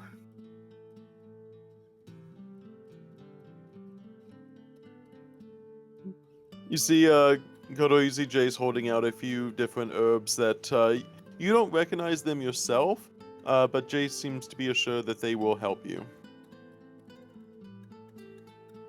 Kotora is going to look up at Jace a bit skeptically for a moment, but he's going to take the herbs. If you're skeptical, he pulls out his little survival guide and pulls it open to a page and then points at it. I used to hunt these all the time. Okay. You might want to have, well, on second thought, maybe we should have Astro check everything. Apparently, things have gotten into things. Actually, yeah, that's a good idea. Hey, Asher. Yes. Can you check these herbs for weirdness?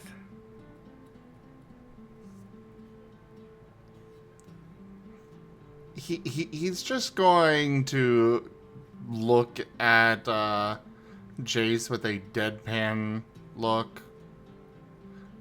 Weirdness?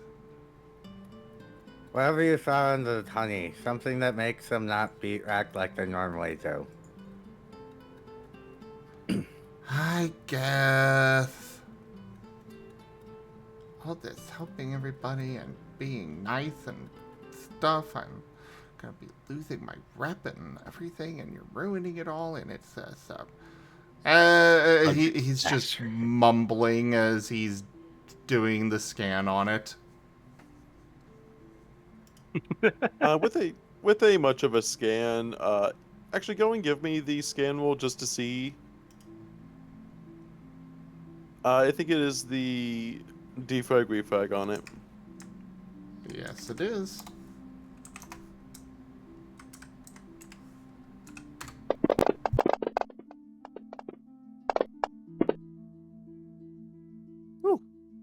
With that, I'm guessing you'd like to keep the 8. I will keep the 8. As you investigate it, the plant actually seems not only completely free of it, it seems to have a really solid structure to it as well. It looks very much fortified compared to a lot of the other stuff that seems to have been affected around the whole area. These herbal plants in particular seems like they have a they do have a very much more resistance than any of the other stuff you've seen. You're not sure if it's the natural medicinal properties of the plants, but these looks like it looks like something that has weathered a storm through sheer audacity of just the veracity of it. The data within it looks very solid, it's very structured. The data forms like perfect little triangles inside. It is as stable as can be. It looks very fortified as a plant.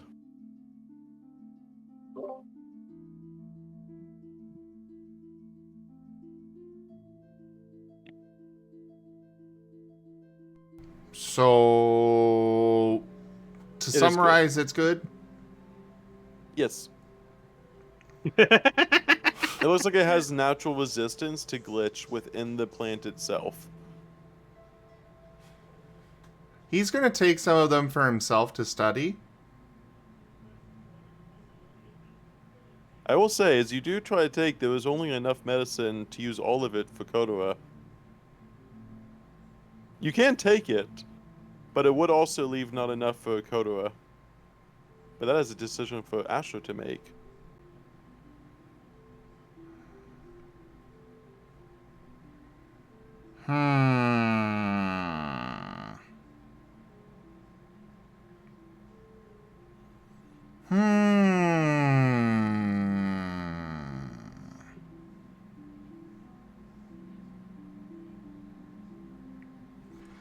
Well, you see, we've got a couple of options here.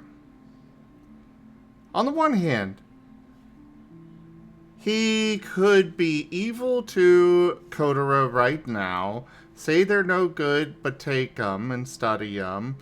However, that would be serving the greater good. Because if he figures out what makes these resistant to glitches and is able to reproduce that for others, that is a very good thing. And he is evil.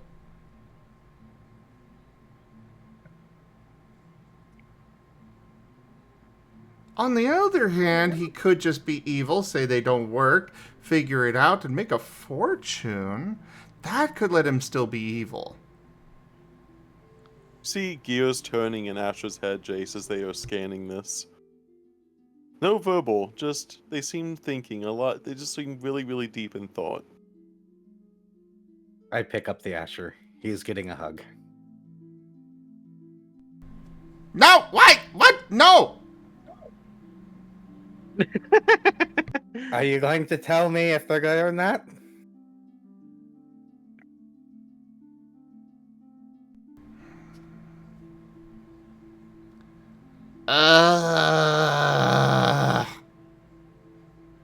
Go find more. I'm assuming that means they're good, right? They are good, but you're going to need more to actually fix the problem. I will just hold on to these for now. Squints at Asher. Alright, Haboku, we're gonna have to try harder to find more. Okay. Sit tight, y'all.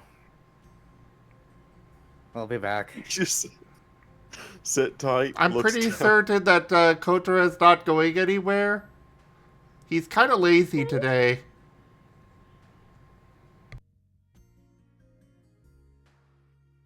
Asher, just because of that comment, I'm gonna tell you something. You're a good boy.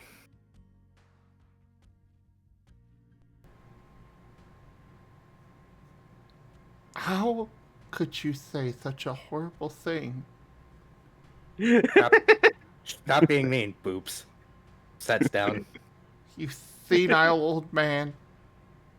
Not senile. So mean to your father, of all people. Come on, Haboku, before I get insulted more. You started it! Technically, I did not.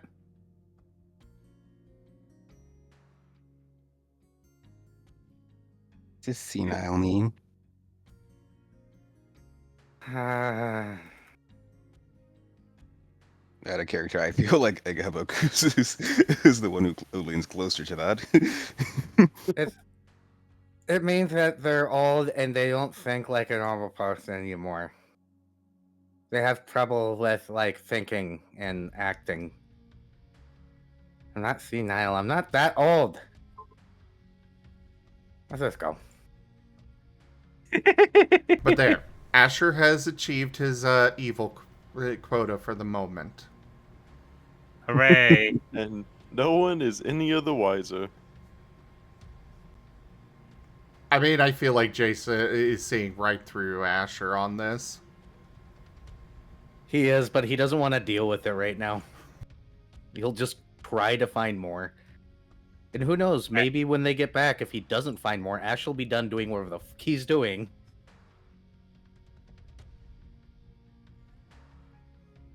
We'll say, I will say some time definitely passes. It is with now the canopy being more opened up, you are able to see the sun slowly get to the top of the actual forest itself, being able to see through that. And then the sun begins to go the opposite direction as it begins to go down. It is heading into the evening mark of the area. Jace and Haboku, you would not be able to find any in the immediate vicinity. You would have to travel what would be considered outside of the camp in order to try finding more. If you would like to try expanding your walk around the camp, you would have to go even further out.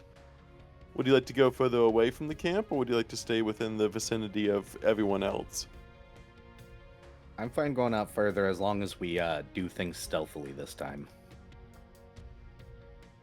Haboku will definitely be, as they go further, be keeping an eye out for anything that moves. Wrong dice. 1, 2, 3, 4, 5, 6, 7. Okay. Go ahead and roll me subterfuge, both of you. Oh boy. Oh, one of them.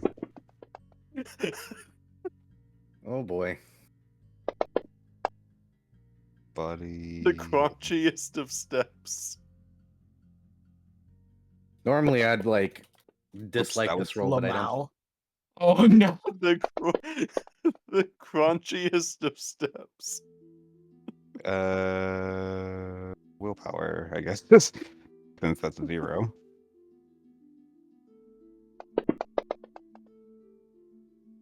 Oh, There 10. you go. Oh, that's much better. Dang And it. true combo, of course. I mean, That was 3 much is 3. better. Actually, that's a 4. Unless that was 4? increased difficulty. Nope. 4 it is. 1, 2, 3, 4, and then yep, 4. As you are making your way, you are trying to be stealthy through the forest. You're able to get enough around it, no loud snapping of twigs and the like. You are still not able to, because you're also having to search for plants at the same time while also trying to be stealthy. So it is a mix of like advanced sneaking gardening. It's not exactly either of your fortes to be a sneaky gardener. You can't help but rustle leaves and rustle plants and the like to see where the herbs are. I would say you're able to get a few more herbs, probably enough to have a second dose, but you will also be making some of that noise in that process and going further out. You don't notice anything that seems to be watching you on your way out. You're not sure if it's because nothing is there or just because they're trying to be harder at not being seen. But you don't feel like you're being watched.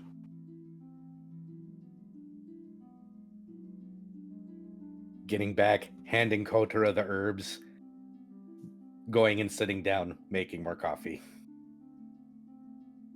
Not sure they're good. What was that? So they're good? Asher said that they were good. At least the ones he took. Okay, good. Okay, that's good enough for me. Hmm. Do I just eat them? Do I rub them on my feet, or do I make tea with them? Making tea is usually the best option, though you can just eat them, but they taste really terrible. So making tea makes it a little less terrible. Hmm. I would make a joke about adding honey, but I'm afraid somebody would actually do it. Kotora chuckles. I could turn them into a suppository if you prefer. Oh, God. The Ingestion unfortunate is part about that, ingestion. the unfortunate part is he's not joking. Ingestion Ah. comes in all forms. Hey, Haboku, could you bring me my cooking pot in one of my canteens? Yeah, will do. Yeah. Is that it? Yeah, that's all I need. All right, Haboku will go to retrieve that. He's noticeably moving a bit slower now, how as the coffee is finally starting to wear off.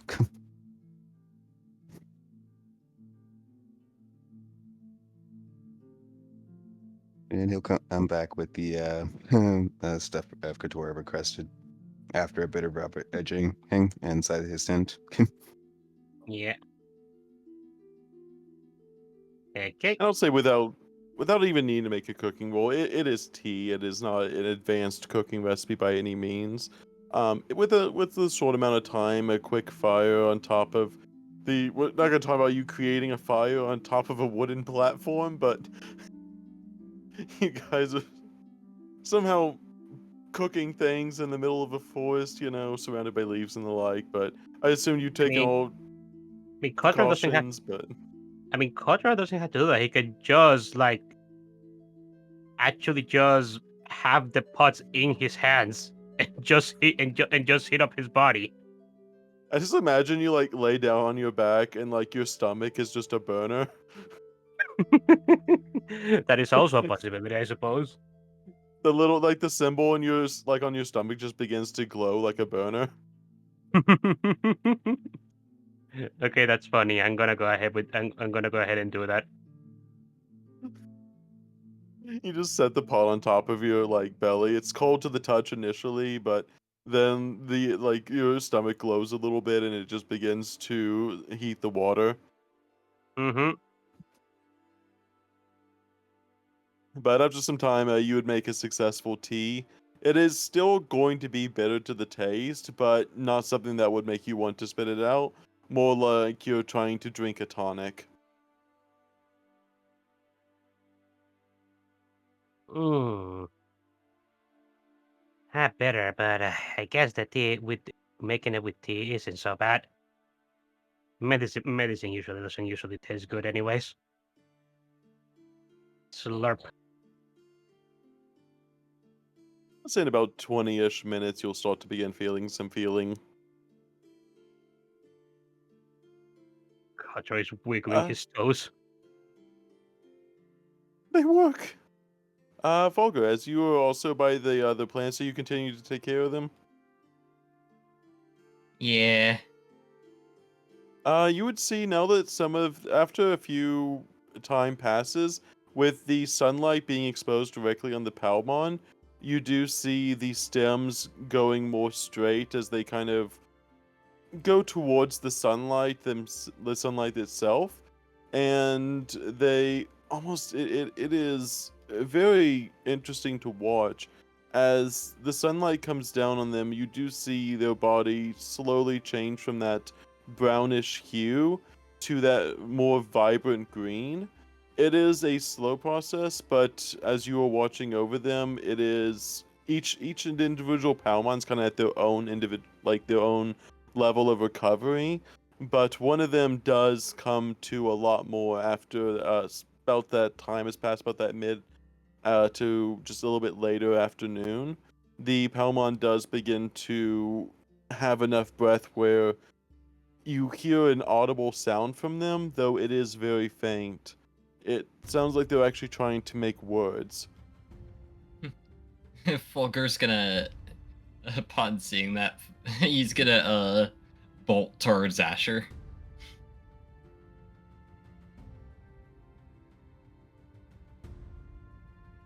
Asher, you have a rapidly approaching Arcus. For Fulger.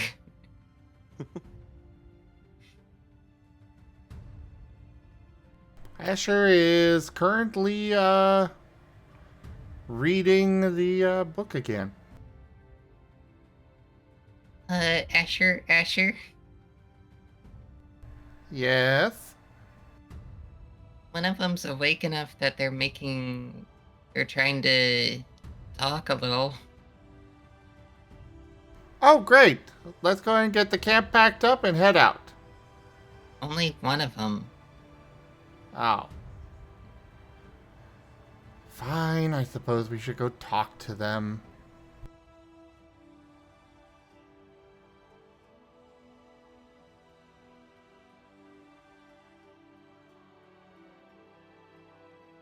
Fulger's gonna go find Jason, tell him the same thing. Jace sipping coffee, looks up and goes, "Oh, alright. I guess I better get up then, huh?"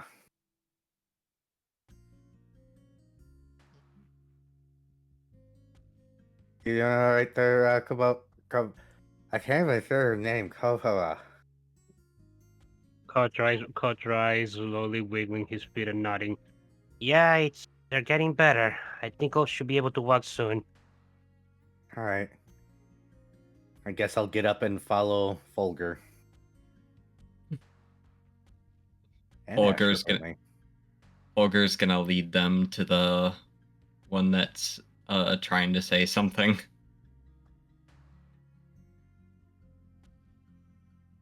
You see the sunlight itself, you notice the one that has like the most sunlight on them, especially the one more so in the middle where the sunlight seems to be heading more than anyone else. You do see their, I guess technically chests kind of rise a little bit as they are having this breathing motion. Not too sure if they plans to breathe, I guess. But yeah, they are kind of their chest slowly rising a little bit up and down as they are they.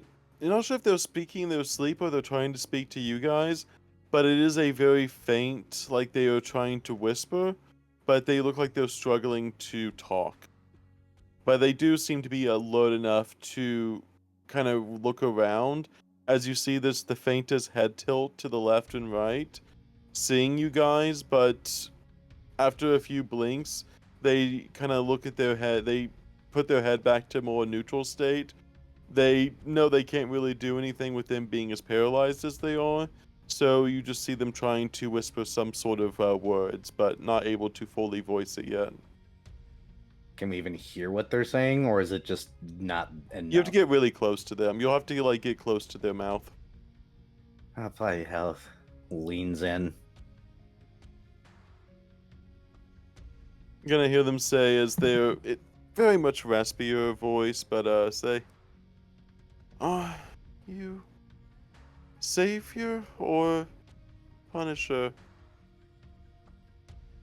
I'm not with the Guardian anymore. That depends on your answers. Yeah, sure.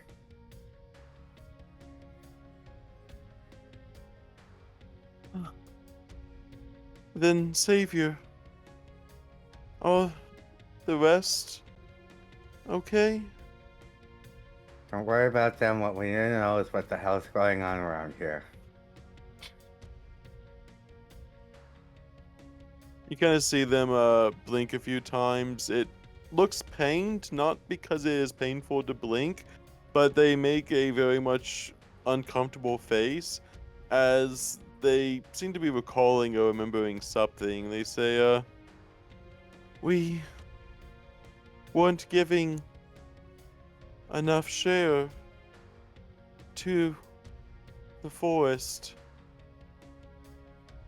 So the forest took more than what we were sharing.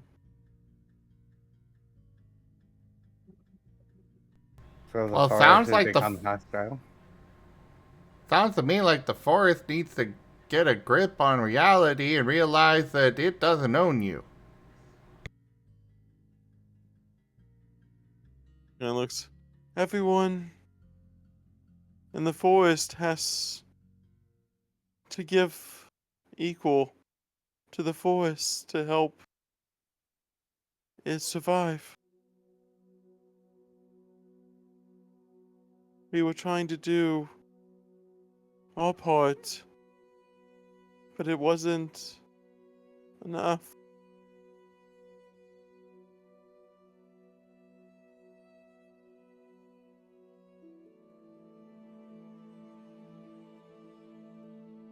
You see a small watery tear kind of come down from one of their eyes. Now you rest. It sounds like the forest is... We'll deal with what we need to. You rest, your friends are coming back. Or the... what were they called again? The Beemon. The Fan Beemon.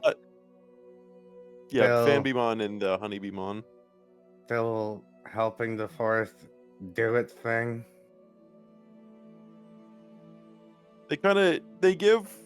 You see them think for a moment, and with a almost disgruntled face again, You see them kind of shake their head in a yes motion.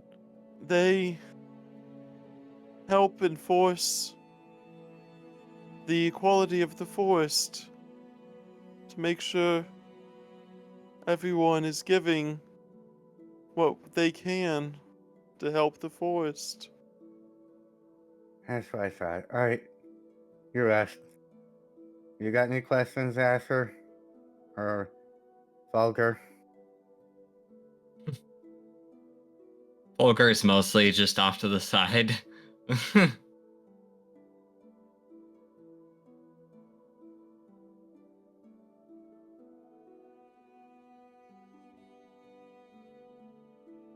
No. Well, let him rest They until we can talk more.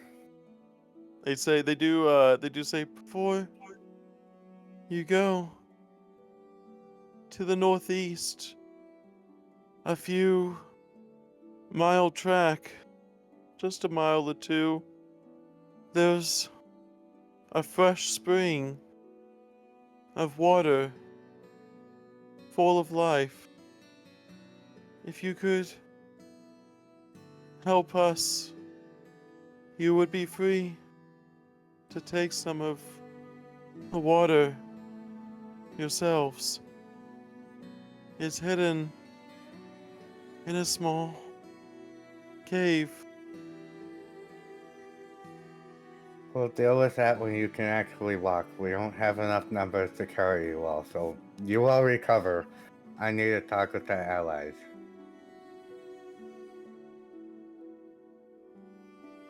Very well, saviors of the tribe. You see him have just the faintest of smile as they begin to lay their head back with their eyes closed. Jay shakes his head a little bit and is going to start walking back to Kotora. Alright, well, that's not good. What's up? Are they okay? The Vampire thought is very likely a scout. They likely know we're here. We're in definite danger. They mentioned a spring nearby that could help them, but I don't trust that we can carry this many that far, so until they recover enough to walk, we're probably in for a fight or three. I was hoping to go without. If we're lucky, the Beedramon will think that I'm doing something. Me and Asher. If we're unlucky, I've been identified. Kotora nods.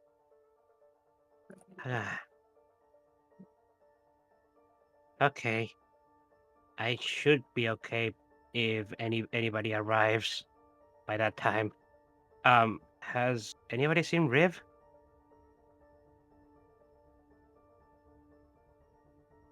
What are you doing, Viv?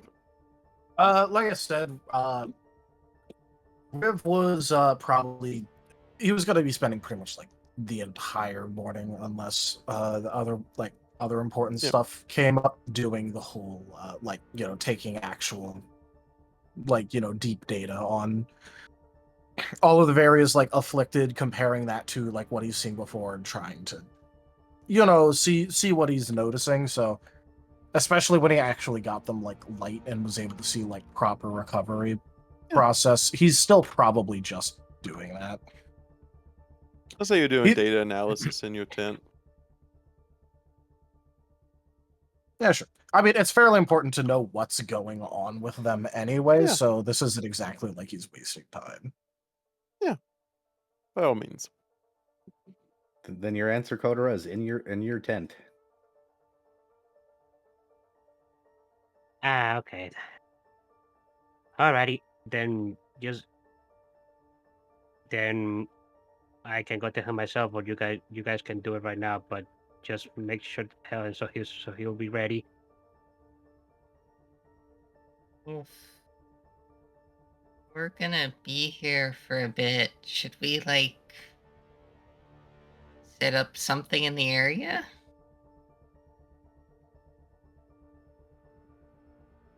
Asher is giving a very big, very menacing grin. Asher. I believe this is my time to shine. What are you about to do, Asher? Mahaha! And he's running off. You know, I wasn't paying attention to what just happened. What did I miss? I was Like I thinking said, about you're how going you... senile. No, I'm not senile. I was thinking about ways to get out of here for... You know what? Fuck it. He's already gone.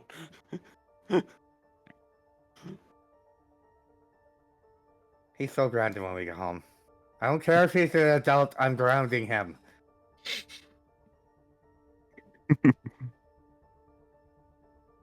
Out of Also, character, I will got say, distracted Kotora, because my you- roommate said he was going to the gas station, so I legitimately missed that. Asher's going to make traps, I think, around the area. Yeah. Fulgur had asked if they should set something up, and that triggered Ah. Asher. Oh, I'm Yeah. gonna leave him to it then. That Asher's gonna be busy the rest of the day. He'll stop bothering us for a little bit. And I also say, Koto, you'll be able to stand at this point, though. You're a little bit scared to at first, but after, a few test jabs with your foot, you'd be able to begin to balance yourself, though it is very unbalanced. Kind of like a toddler walking for the first, few steps, but then you're able to regain it. Oh, no. I am not accepting that.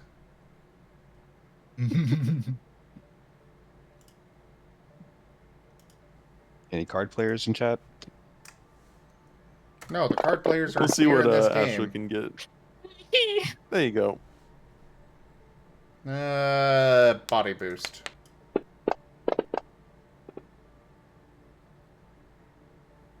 Dang it. Vigor push. Make them sixes. Oh, the sixes already do count. Oh, nice. Oh, they're not supposed to, but I am going to vigor push to make them count. Fair. So That's a 4. 4. Okay, and that's for setting up the perimeter for traps and stuff. Oh, there are going to be so many traps. And he is going to be making use of the various things here. In particular, the honey. There will be spike traps, there will be rope traps, there will be everything. This will be a very deadly area to enter. I will say that is a really good amount of successes based on their opposing roll. Oh. They did not roll very well. Oh, okay. Cool. Yeah, they did not roll very well at all. Nice. Whether they do things or not, the random dice in the mist was very unfavorable to themselves. But yeah, Kotora, you find yourself able to walk like a toddler for a little bit, but you're able to regain your balance. You're able to walk with the help of the tea. It's still numbing, and there's still kind of like a bitter aftertaste that just seems to hang to the roof of your muzzle. But outside of that, you seem to be doing fine. Ah, finally I can walk. I never want to experience that again. We just see you can walk again. Mm-hmm. I'm gonna go see if Asher needs help. Be very, extremely careful. He doesn't always think ahead about our escape path. Haboku, I roll have me more a than once had perception. that time. All right.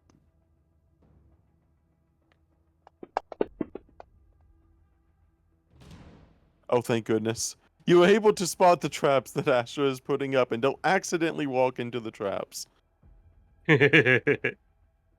Nice. Asher does not. I don't think Asher thinks about preventing teammates from also falling into the same traps. Well, of course not. He's evil. Your time with Asher has aided you in assisting and knowing where there are traps. You're kind of recognizing Asher's signature call signs for some of their traps and are able to avoid it enough to get to Asher to be able to help them. Where Asher puts traps. Is there space for a trap? Yes, there will be a trap there. They won't expect yeah. the 7th trap in the next tile in a row. It's like, oh, you thought there was one bottomless floor. You forget the other bottomless floor is after the first bottomless floor.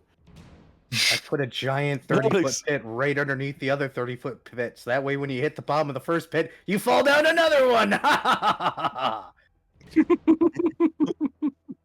And wouldn't you just Jace make a wonders 60-foot where pit? Asher got it from. Wizmon. But probably.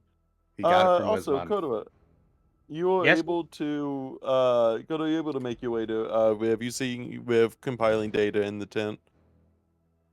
You do mention that you would know that Riv does not know that they are currently speaking yet, or else they would be over talking them. No.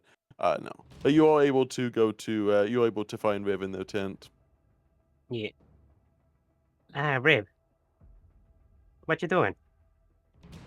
Oh, hey, got it. Yeah, so, before they had all of that data removed, that was, Also, causing part of real the quick. problem. Good night, Conrad. Good work today. Not Conrad. Good night. Good night. And stay safe.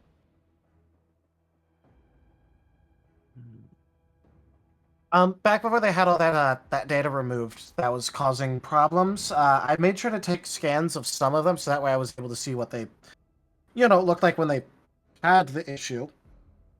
Hmm. And now that they've been removed, I took more data, and I'm kind of, putting a bunch of, compare, contrast data. Trying to analyze what is it exactly that happened to them.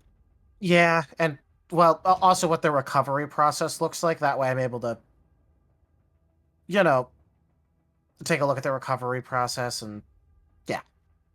Yeah. Okay. One of them seemed to have recovered enough to actually be able to talk, and the others ended up talking with them. Oh, that's good. Yeah. We seem to be having a bit of an issue though. That apparently there's some fan Beamon and other kinds of Beamons that are apparently scouting around, and they might be in cahoots to whoever did this to these Palmons and Oh. Woodmons. So Yeah, that's not good. yeah. So we're gonna need to get ready because we're probably expecting some of them to come. Something to arrive for us. Oh.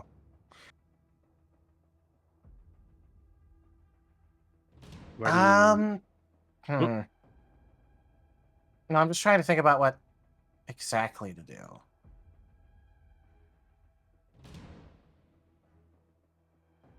Huh.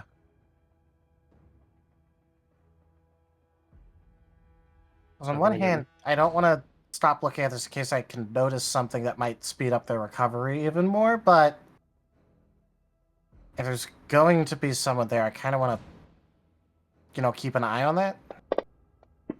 As you mentioned that the oh wow, that is an 8 on a D100. As you begin to Koto, as you mentioned that the plants are beginning to wake up, you notice the gray blob in the corner that's kind of has been keeping Riv company, slowly starts kind of jiggling their way towards the exit of the tent. As they start, seem like they're making their way to the injured Digimon. Mir? What are you doing? Mir, what? Oh, We should Mir, follow. what do you... Okay, I think I'm just gonna follow him. Yeah, let's go.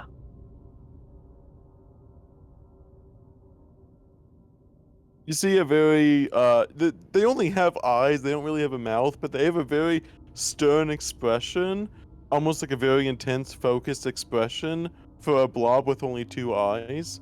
But they do start making their way towards where all of the injured Digimon are being held.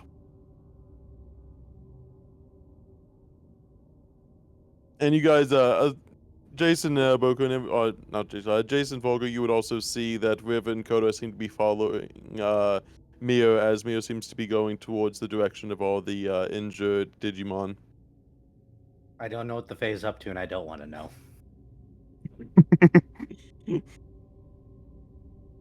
They invited the Fae in. They get to take care of what the Fae does. Volker, upon You seeing see- that, is going to head Go ahead. towards the follow them.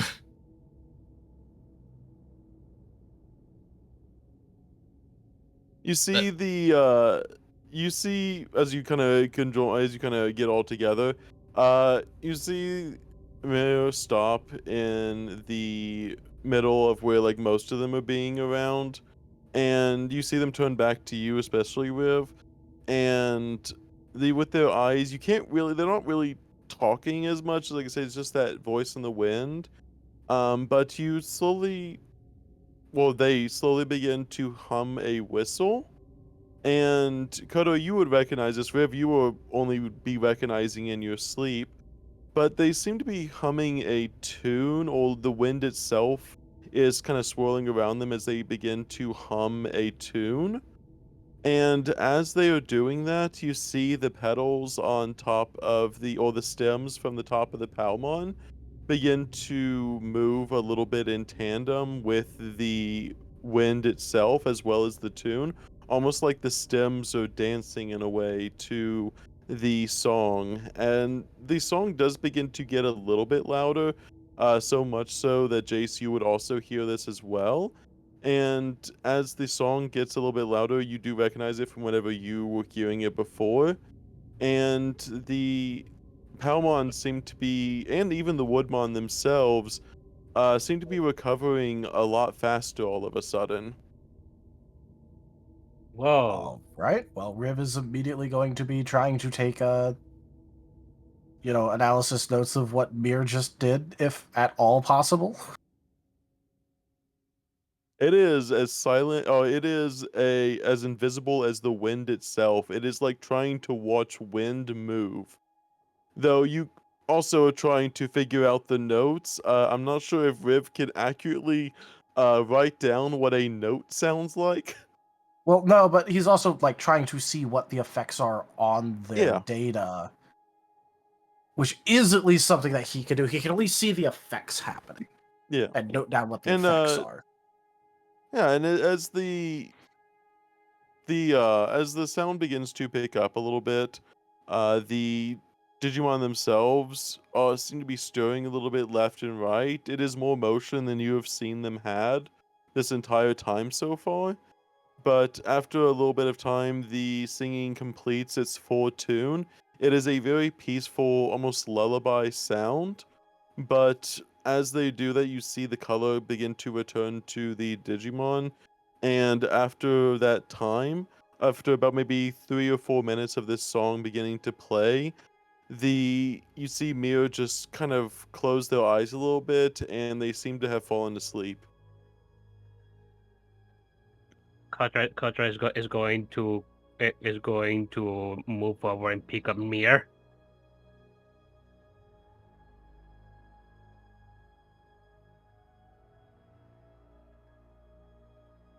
Mio is sound asleep in your arms, Kotora. I don't know what to say about that. I guess that just happened. Okay. I mean, I'm definitely not going to complain or anything. I'm just Neither am wasn't I. expecting that. Neither did I.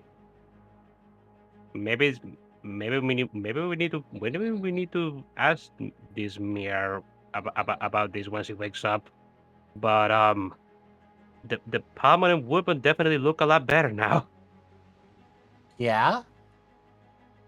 Huh.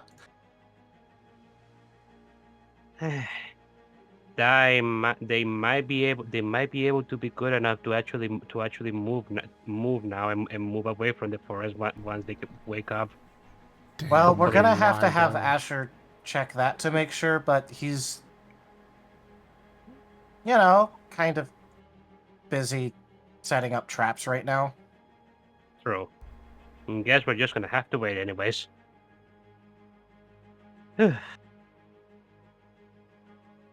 Hmm.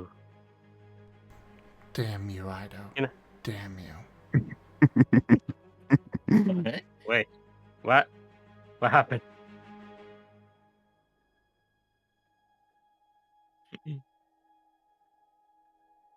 I didn't see any rolls in chat. Fan art. It's on stream.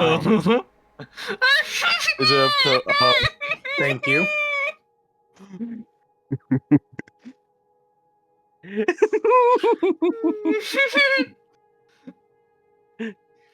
Oh, I love that.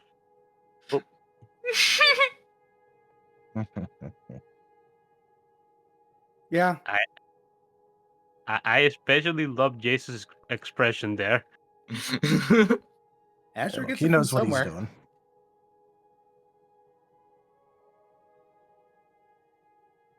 Asher He will knows what do he's doing. more evil. The more evil you do, the more of a good boy you are.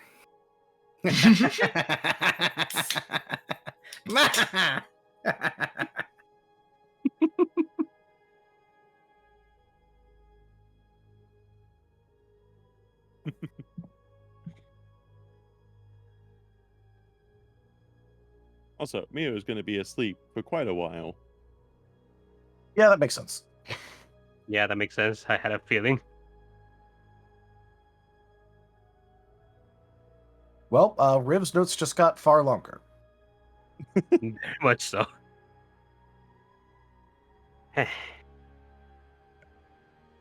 Well, I guess. Ah.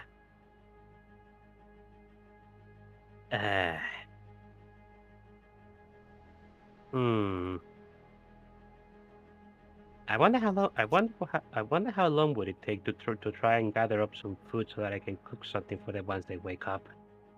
Because I don't think it's a good idea to use our rations for this.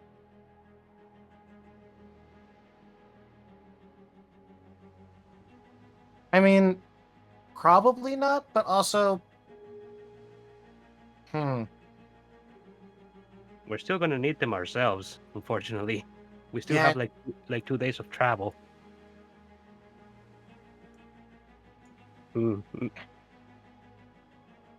I'll go ask Jace. Yeah, Kotora is gonna go ahead with mirroring his arms. He's gonna go towards Jace. You see a gray blob held tightly in Kotora's arms as they approach you, Jace. Do I want to know what's up with affair? Well, Mir just did his song, his wind song thingy, and suddenly the Palman and Woodman look a lot better. I think he healed them. Ah. I thought we should trust that thing, but okay. Yeah, well, he's exhausted now, so I kind of want to ask him about it once he wakes up, but well, and that's not exactly what I wanted to ask, but I wanted to know how long do you think it would take for us to gather up some food so that I can cook something for the Palmon and Woodman? They're probably gonna need something once they wake up, and we can't exactly use all of our rations for them. We need them ourselves for our travels. It really depends on what's available. I had trouble finding herbs around here. But with the way they're talking, everybody's giving everything to forest, so they might be spraying resources. I'm not sure. I've done this The a forest million and guardian- one times. T_Garu has brought forth Greaves and his Greaves bootlegged Data Emporium. Oh.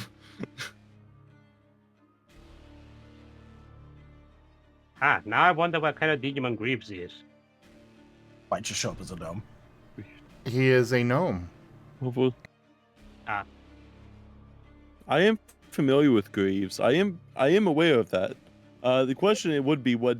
Well, I think they just appear as a gnome, if I'm not mistaken, even despite what world they're in. Yes. That's what I thought. I guess the Uh, only exception is Lick. So let's see. Is that what does that card mean? They show up, or is that? I'm not familiar with the card itself, or at least the card of itself. Yes, that means he shows up. And will offer deals. As you are hearing, I am making them a fey creature in my world. He is not a fae. Fey-like tendencies. No. But no, you do. He will not cheat anybody. I think don't they offer like exorbitant prices for things? No, the prices all depend on the world itself. I don't remember. Yeah, because I remember He has a very strict. I have this very specific. He has I a have very specific note on them. strict policy that every world needs to be 75% good, 25% evil. And if that balance is disrupted, then he will give discounts and much cheaper prices to the side that is suffering on that. But no, he doesn't charge exorbitant prices. And he does not cheat people. He is not a fae.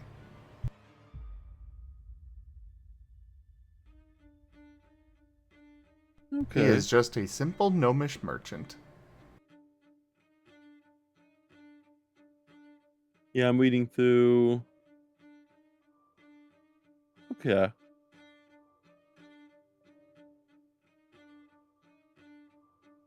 Okay. As you are doing as that, kind of double checking, had to know if I could play that with enough time for y'all. Yeah. So you would, after you are hearing that and you're kind of holding Mir in your arms. No, you're good. I've read it before, and that's why I was double checking. I am at least very aware of what that is. I just had to make sure I wasn't doing anything incorrect with that. Okay. Yeah. So as you guys are doing that, you do actually you and Haboku would notice first. As you guys are kind of preparing your trap, Asher, you are looking around, you're checking some of the work you're doing. You turn around and there is a gnome behind you that seems to have escaped every single one of your traps and is just standing idly behind you with a very smiling smirk on their face.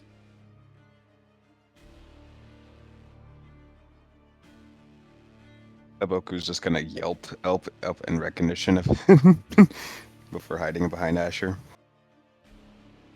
Oh yeah, Haboku has run into him. Haboku has met him before, yeah. Oh. I forgot about that.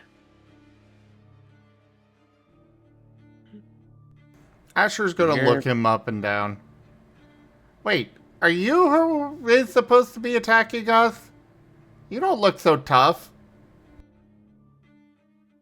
Okay, they're gonna look down at technically, try to think, Asher's height. Does a gnome look down at Asher? I think a gnome does technically look down at Asher. I think Asher is technically smaller than a gnome. Yeah, because I think gnomes are like 3 feet, which is oddly enough like Jace's height. Jace is 5 feet tall. Oh yeah, good. Yeah, gnomes I think are like typically like 3 to 4 feet tall.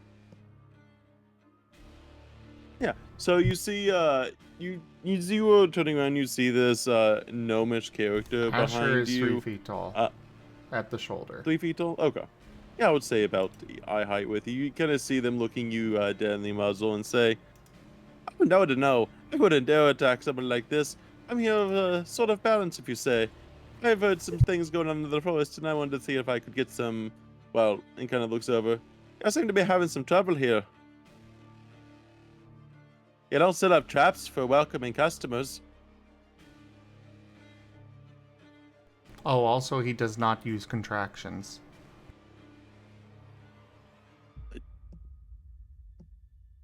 That is something I am going to just that is way too much at the moment to try to think, but I will try to implement that. But I am like that would take way too much brain space to try that. But I will try my best.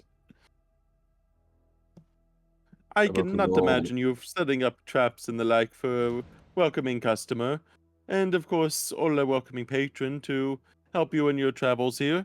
It seems like you've found yourself in a bit of a trouble. Haboku will just nervously utter the word no before looking around. You're saying that you're not having any trouble yet to setting up all these traps. What would you be setting the traps for if you didn't have expecting any sort of trouble?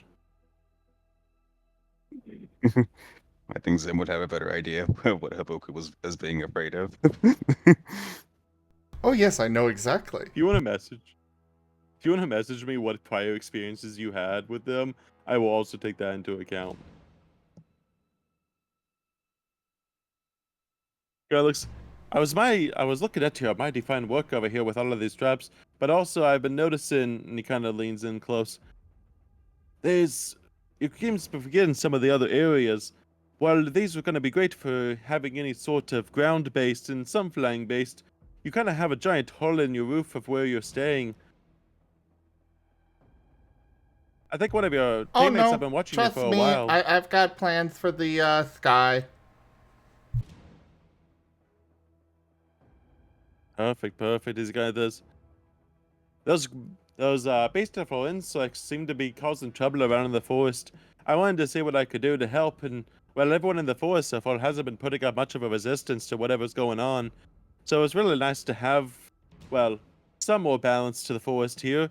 You wouldn't be evil, would you? He says, looking you very seriously in the face. Oh, 'Cause very I'm much seeing you're so. fighting the fight for good. Kind of gives you a long stare. I seem to have a track record here that shows, and he kind of pulls out a list from his backpack. Says, "It looks like here you have handed an ally some fresh. Well, you've investigated some herbs with them. You have also taken care of some lively Digimon around here. You seem to have taken care of that. You also seem to have been providing some more support for the group, as well as some physical support with all of these traps. You seem to have been very, very un-evil today."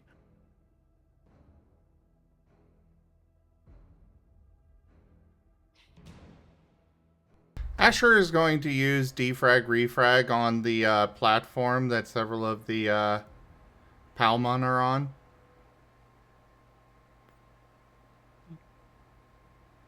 As you guys see, some of the logs begin to collapse from the platform as some of the woodmon in their sleepy state just kind of slowly begin to lean towards the ground.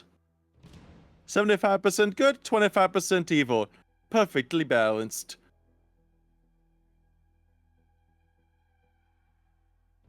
He glares. You see him almost admiring your work in a bit.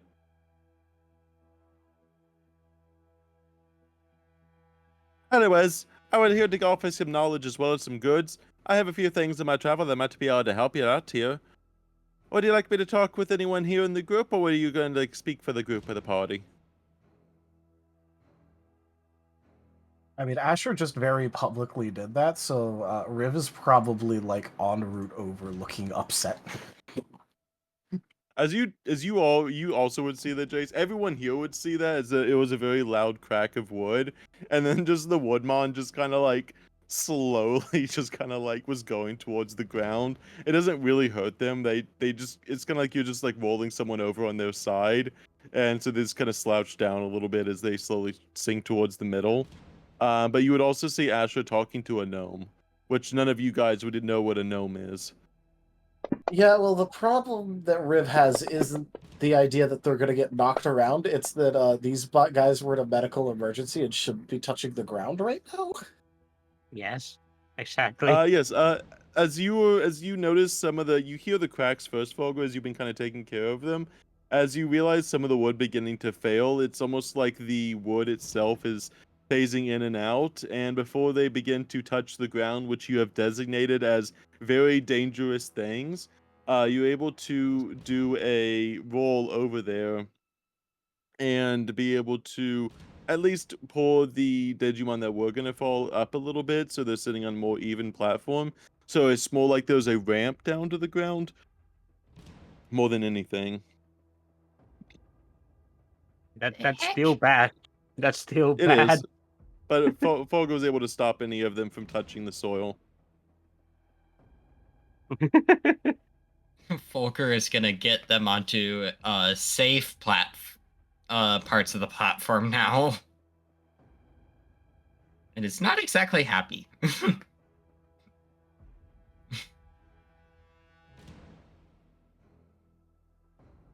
You guys, oh, looks like the rest of them are gonna be dawning here soon. I'm happy to see whenever you get over here. As he kind of looks a little bit at the work. I personally am enjoying this balance of the good and evil here, but I don't think the rest of the party are a big fan of it. They say, leaning it down closely a little bit to you. Great, then I guess I'll have to do more. And he's using it again.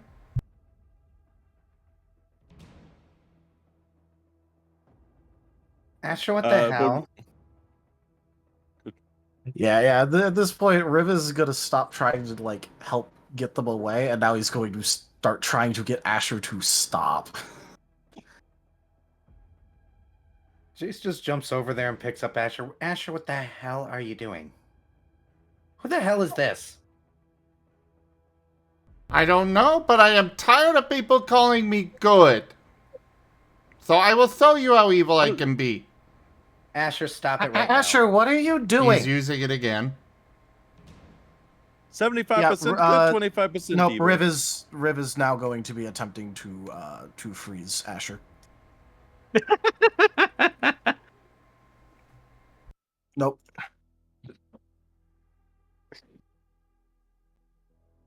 It is luckily harmless. Well, aside from being cold and chilled. It is literally hard. It literally does no damage. Yeah, it is a 0 damage thing. But I what still have to is- roll for that. Yeah. Let's see the roll, because Asher can always resist it as well. Could. Could is actually maybe. Ooh. 1, 2, 3, 4, 5, 6, 7, 8, 9.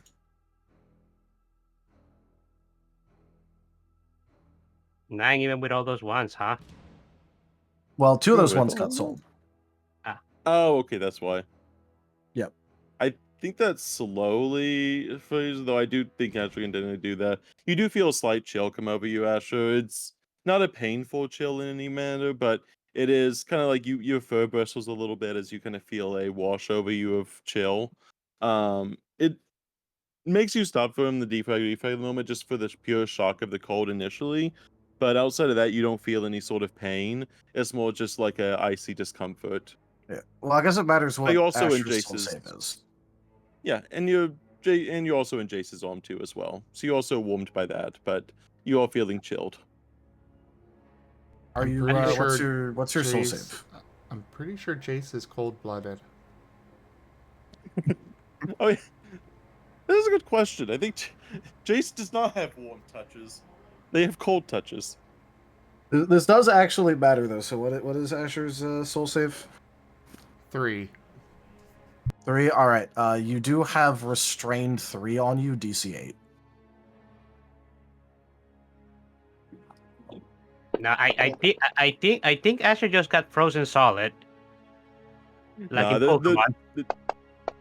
They are very much chilled at the moment. What we're gonna say is chilled. Well, for this. the thing is that the restraint means that now he can't refrag defrag again. Yeah. Which was the point of it. that it was literally just the point of it, to be like, no, stop. Yeah, I don't know whoever this gnome guy is, but my arm blade is out and I'm pointing at his throat and demanding to know what the hell he's doing here. Oh, it's less more about what I'm doing here and more about what everyone else in the forest is doing here. Trust me when I say I'm not a fan of it. I usually try to keep a balance of some sort, but here in the forest, it's way kind of looks around a lot more unbalanced than what I'm liking. I don't know what the hell you're doing here, and why you're antagonizing my son. So Oh, tell yes, I us know your what you're... intent before I fucking stab you. Of course. You see him, he pulls out a, you see him, he reaches back into the backpack. A rose for you, my darling, as you kind of see. It's, not only a, perfectly lively rose, it is something very much uncharacteristic of the forest so far. It's not so much a rose in the sense of it is a beautiful rose, it is essentially, it is the most lively thing you have seen in this forest up to this point. I don't think deals with Fae. Oh, no, I'm not a fae. I just happen to have a little bit of magic within my blood. And, of course, with that magic comes great responsibility, as they always say. And I'm more responsible of keeping some more balance around here. I like to have my kind of looks as he kind of holds out his hand, palm up with the flower, but the flower is standing perfectly straight up in his palm as he is talking. As you can see here, I have a bit of magic in me, and I like to use that magic to put my thumb on the proverbial scale of goodness and evil. And there was too much evil happening in this forest, so I thought I'd offer some side to the side of good, since no one else in the forest seems to be offering any goodness here. And antagonizing my son.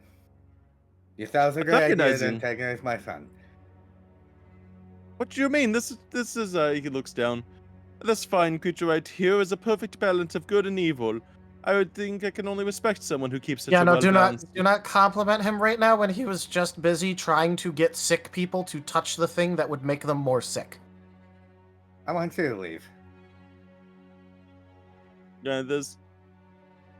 Well, of course, I would like to leave, but I wanted to offer at least a little bit of assistance with you all before I do. I want to help you see the way through the forest. There's too much, like I said, evil going on in the forest, and I'd like to provide some balance to you all. If you'd have me for a moment of a tea. Does anyone have a coffee for me? No. I don't think that we want anything to do with you if you're talking about how you're respecting a doctor trying to make the patients more sick. It's about the balance of it all. I don't care about your balance. You came in here. I don't know who you are, and I don't know what you said to my son. I am telling you, you are leaving. If you do not leave, I am attacking. Have I made myself clear? How powerful is Greaves? Yes. I think... Yes. Yes. Yes. But Jace Yeah. has no reason to know that because he sees a Haboku, or he sees a Haboku that's trying to hide, and whatever this guy was doing was getting Asher to be a brat. Guy says, well, of course, I understand, but like I said, I have some things, and like I said, I am Greaves. It's a pleasure meeting with you all. I am Greaves the traveling gnome mage of all the things, and the traveling and the like, and you kind of see as he is waving his hand around. It's a pleasure to make your acquaintance. Somebody is poking whatchamacallit, Grief's shoulder from behind him. You kind of look at... Oh yes, who might you be? It's a pleasure speaking with you. As you see him give a bow to you. Kotora is looking at Greaves. What is going on here? He's antagonizing us and giving us some bullshit about restoring balance or something. I told him to leave, and he's refusing. I will say you all slowly starting to unthaw. Actually, you were doing really good, but you also He has not yet hit the DC even once. Nope. I don't think he physically. Nope. Yeah, I think he's just having fun rolling the dice at this point. At this point, he has the excuse to just roll clickety clacks. Eventually, he'll lower the DC by 1 at least. I will. Go ahead. Sir Greaves, it seems that you have been causing a lot of trouble for us. Could you please just leave us alone? Trouble is what you're going to have whenever the whole forest realizes that you're here. You see him as he pulls up some sort of crystal ball-looking thing. It almost materializes in his hand, and as he does, you see what looks to be a bee mon or a honeybee mon that seems to be rapidly going through the forest at a very fast pace, dodging the trees as if they know it as much as they have known their own skin and air. Yeah, I no think this shit. one is a much more of a concern. No, Well, you're a concern. we already knew that they were kind of coming. So what exactly are you trying to tell us? Let's say I'm one of the traders around here, a lot of things, and you have a lot of things that you've acquired over your journeys. And maybe for a little bit of a haggle, I can provide some information as well as some trinkets of my own. Okay, fine. What would you want? He kind of looks, well, you seem to have acquired some books of this universe. Some ones that I have yet to collect, and well, I don't like going into the cities as much. Sometimes they can be stuffy, so I like to do my trades out in the wilderness. Let's see, I think I had one on the... Asher is almost there. He almost got an 8. You almost got an 8. With the +1 difficulty. To be fair, he could technically get out of this whenever he wants if he wants to second win. Isn't it just cleanse? Doesn't cleanse just get... No, because it's a condition. You actually have to roll a specific set of skills in order to cleanse a condition. And when I designed this for Riv, I literally jacked up the DC as high as I possibly could. It's a full action move, just so I could get more things for it. I do not know how that is mathematically possible to have that low. Oh no, he needs to get really lucky to get an just, 8 on this. I mean, just the 1 0 1 0 0 out of 6 dice. The Well, he's at probability difficulty of 8, this. so Riv, were the books that you got for us, were those from the library, or did you bought them? I bought them from a couple places actually, but some are from the library. Yes. Okay. On the plus side, I'm getting boost dice. I was about to say, it's like You could technically farm like infinite boost dice with this. Yeah, that might be something you need to address. But then again, this is a weird situation. To be fair, Zerda could literally just say no to the boost die thing. Yeah. I'm just stunned on how they are getting negative results. 3 times in a row, I see. Negative. Well, I mean, because if you have to see, he's gotten 4 boost die. Almost. This the pure. I just imagine their anger is what's melting the ice of it. It isn't though. He hasn't melted pure, anything unadulterated yet. Anger. He hasn't melted anything yet. Let me just for the sake of roleplay, let me actually get through some of the dialogue here. Well, that is just I've never seen that low of probability of just everything. No, this is actually pretty mathematically correct. Yeah. Yeah, Kotora You need multiple levels of standard deviation for him to get an 8 right now. Kotora is going to leave for a moment and come back with the book Step by Step Cooking 101. Was this one of the ones from the library, or this one of the ones that you bought? See, I think there was one on cooking and medicine one, as well as a kind of looks over. I think I a have a survival list. guide You of the just want to forest. look at the list.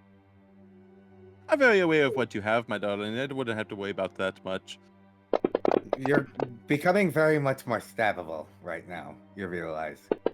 I don't exactly like being spied on. If I give you this book, will you leave us, please? And If you give me the book, I'll tell you some things. Sure. You Fogger, you are now heading over. He said, I'll start telling you some things about the forest that you're supposed to be aware of. Okay, sure. I am happy to provide this. I was almost done with it anyways. I was that you are actually done with the book. You did maximize your skill with that. You have maximized your book learning. Fair enough. Uh, I will say, as you are doing that, very good, perfect, fine read. As you'll see him put the book. As a show of trust, I'll start to tell you about some of the forest here. As you see here, and he kind of points to his orb in his hand, the Beemon, the Honey Beemon, seem to be traveling into their home queen. Though, as he, you kind of see the bee begin to eventually get to what looks to be a very, very large-looking hive. I'm going to just unfreeze you, Asher, just so the dice stop falling on the screen. You could just tell Zim to stop rolling the dice, as well. I'm just gonna unfreeze. The Greaves will unfreeze Asher for the moment. Well, yeah, he So can look, definitely all do of that. You can't do Yeah, that, yeah. you'll see him wave his hands as he kind of sees. I want to have the little one in on the conversation so they can be aware of what's going on as well. Can you stop him? Can you stop him from doing whatever he was doing to the platform? Then, please. Then. As a show of good faith, as you see him pocket, as he seems to be skimming through the book, though the book is mostly skimming through itself. The book floats next to him as the pages are beginning to turn in a rapid pace. And the book is, after the books have completely gone from front cover to last cover, you see the book just vanish from the air itself. Ah, perfect. I've always been wondering how to cut up that piece of fruit. I've had it stuck in my basement for so long now, and never found a good way to cut it without hurting it. Oh, I can see the additional notes you've made have been very useful for this. Kotora gives a thumbs up. Say I'm not here to cause any trouble or party. This is all about in good wishes here, as he says. See, this forest here has gone under some renovations. I'm sure you've all been aware since you've been here. We kind of been figuring that out slowly. The forest is have been acting very strangely. Yes. So based on the knowledge here, these bins, and he points back at the rest of the group. As he points back to the Digimon that are over on the platform. Those, as you'll find out very shortly from them, were actually fed the honey that you seem to have consumed yourself not earlier, and that is how they end up getting the way they are. The Beemon, the honey Beemon themselves are the ones that fed them the honey. Though the honey itself comes from the trees, the forest seems to be wanting to claim everything around it, and well, that's not exactly good for a balanced diet of the world. Oh, so my theory was right. They did eat the honey, and that's why they got stuck like that. But it was done intentionally. Yes, you were. You're a very clever one, and not by choice either. Technically by choice. The Honeybeamon didn't give them much of a choice.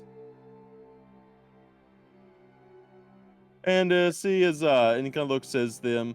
I think they'll be better before soon, but it's more so the forest itself that I'm worried about. With all of the evil going on in the forest, they kind of looks over at all of you with this crystal ball. As you see this Honeybeamon that seems to be talking to their queen.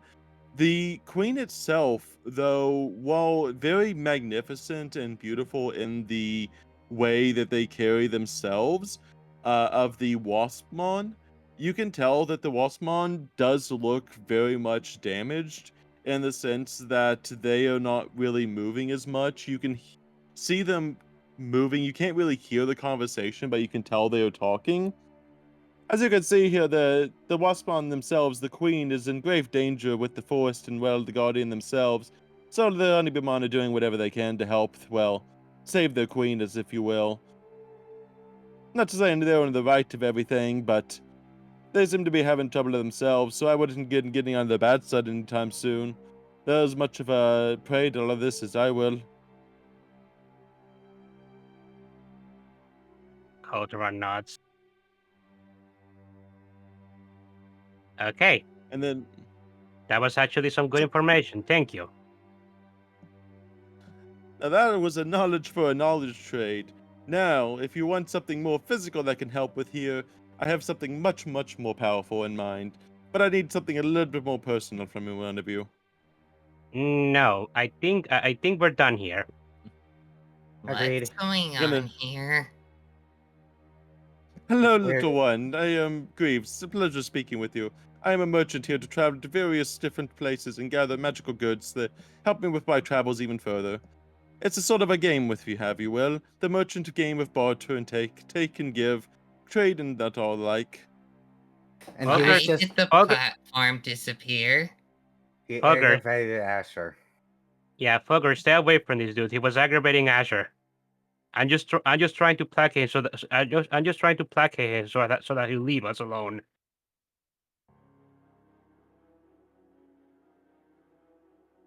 You're there. You're the one that likes to travel to all of the various places as well. You're one that likes to travel as well. I'm sure you understand one trader to another. Well, at least one that interested in magical goods.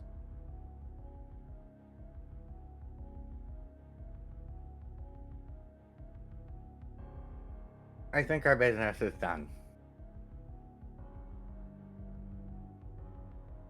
Aye, but you haven't even seen what I have to offer yet. We don't want to see what you have to offer. We want you to leave. You said that if we listened to you and did the trade, that you'd leave. So please leave. You have already helped us to some extent, but you also did something really, really bad. So we'd rather you just go right now.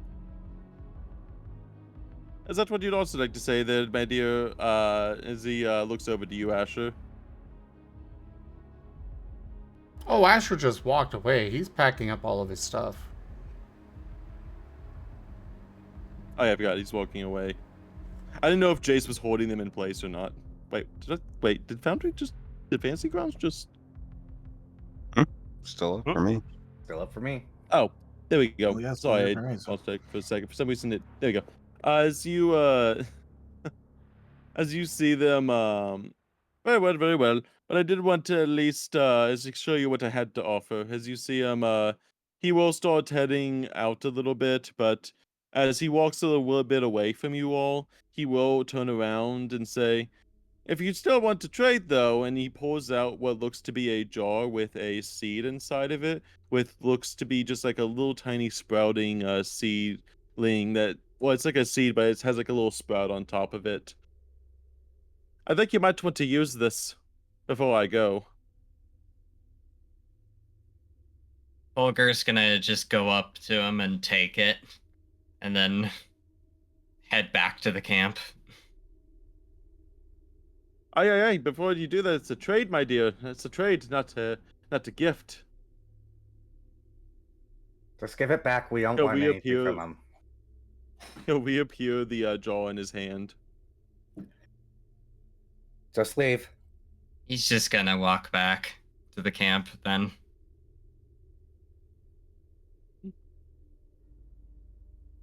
Kinda looks. Anything else? What about you, Haboku? I guess, yeah, he's no Haboku. Did he know your name, Haboku? He does.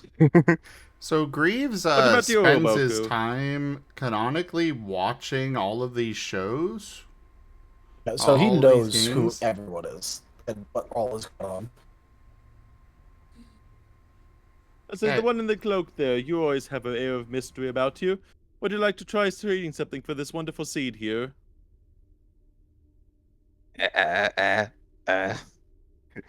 He's afraid to say the cursed word. He gives you a wink. You know what how powerful the items I provide can be. Kotora can see Haboku's discomfort, can he? Haboku's never shown an actual fear unless someone else was getting in danger. Well, that No, was yeah, actual concern for his No, own yeah. safety until now. Oh yeah, when Kotora sees that Haboku is legitimately comforted by Greaves, Kotora is just gonna go like move right in front of Haboku so that he's out of Greaves' line of sight. Mr. Greaves, please just go. We don't want whatever you have there. Very well, very well. I think you've earned enough from all of this trouble. I think, like I said, once again, He'll give a big, strong bow to everyone. I'd like to see some more balance, so keep doing what you're doing, and I'm sure Lal enjoys watching it all. Good day to you all. As he'll do one more final bow, and with a kind of a poof of sparkles, he is gone.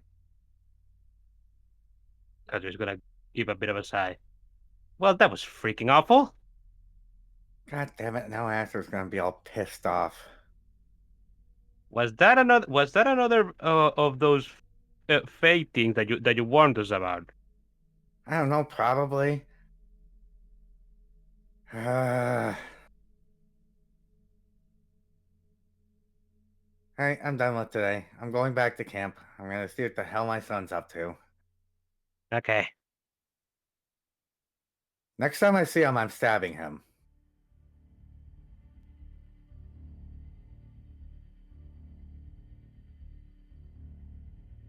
Jason's going back to camp. Yeah, you make your way back to camp as you see Asher. Kotora is following. And he's packing up.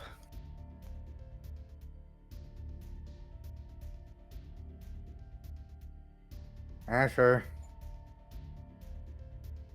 Asher's continuing to pack up. Asher, stop. Use your words.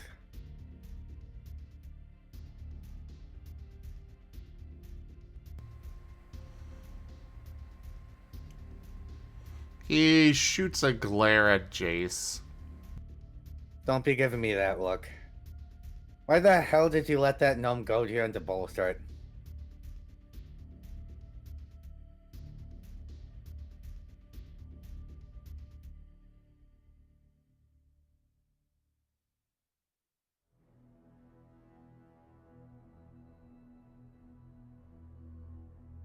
Wait, what did Jace actually said there? It was a He bit said, mangled. "Why did you let that gnome thing goad you into bullshit?" Ah. Oh yeah. Also, as you begin to talk, Jace, your tongue is actually cleared up. As whenever the gnome left, you notice your tongue was unnumbed as he left. Oh, finally. We're off. All right. Asher, what the heck happened?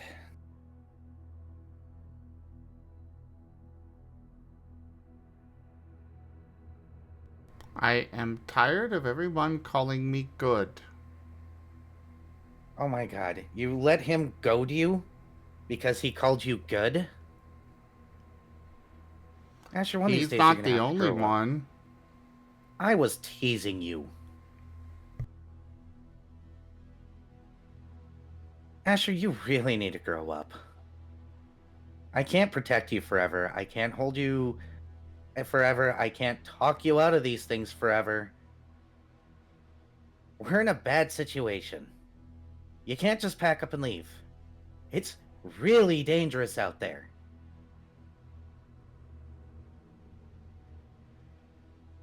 Oh no, somebody called you good. You called me senile earlier.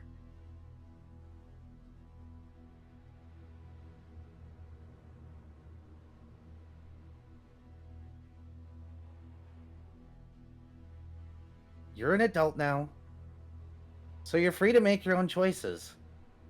But maybe don't let people calling you good upset you this bloody much. Enough to hurt random people who are trying to help and deal with whatever the hell that was.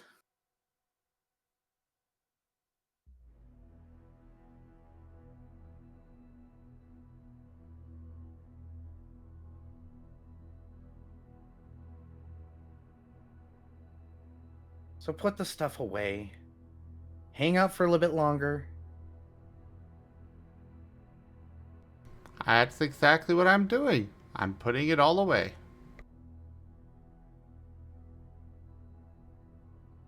And are you going to stick around or are you going to run off?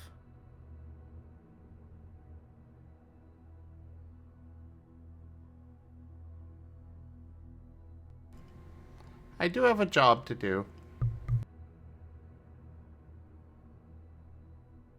These people are not part of that job.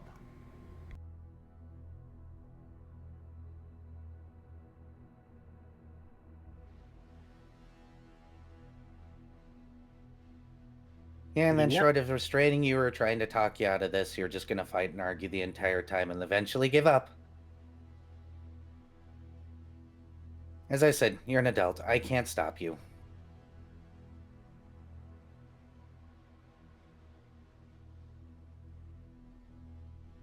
Hey, can I come up with Kotora to say a few words? By the way.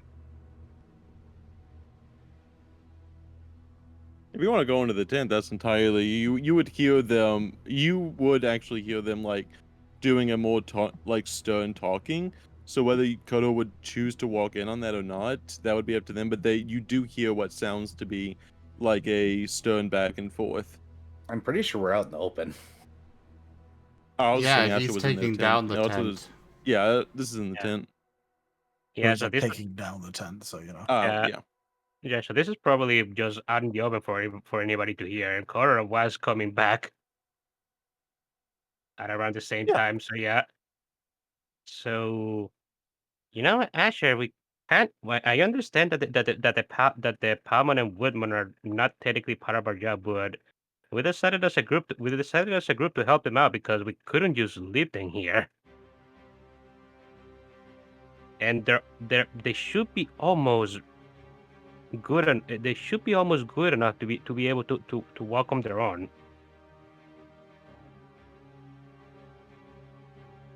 After what Mir did. In fact, we kind of were waiting for you. We kind of were waiting for you to come back so that you could analyze it to see how their health looked like after that.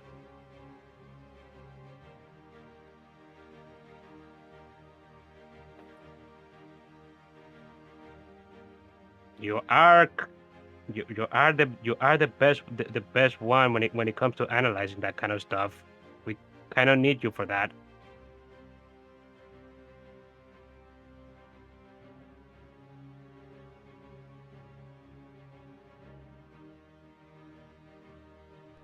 Fine.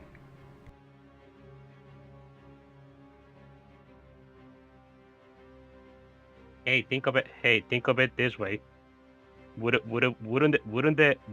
the Palmer and Woodman be grateful to you be grateful to you after they maybe worship you to some extent? Ah, yes, they'll call me good. Oh no.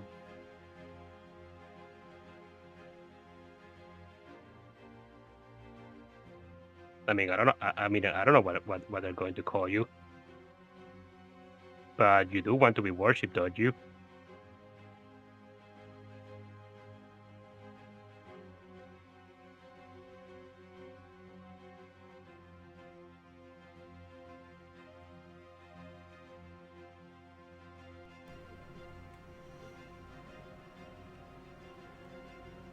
He will just sigh and start scanning them.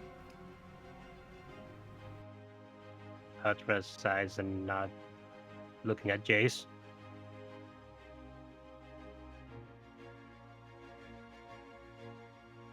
Yeah, Jace isn't responding right now. Fair.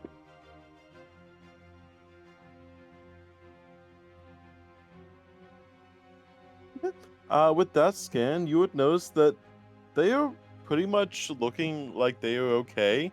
It is a rapid increase of where they were when you saw them previously.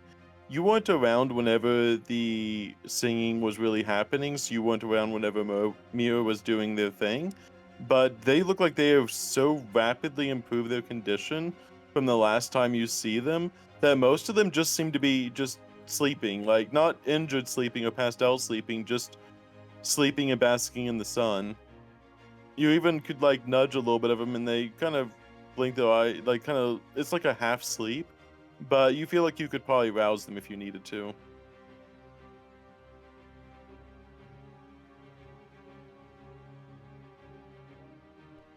Well, they're good to go. Oh, they are actually. Oh, that's great.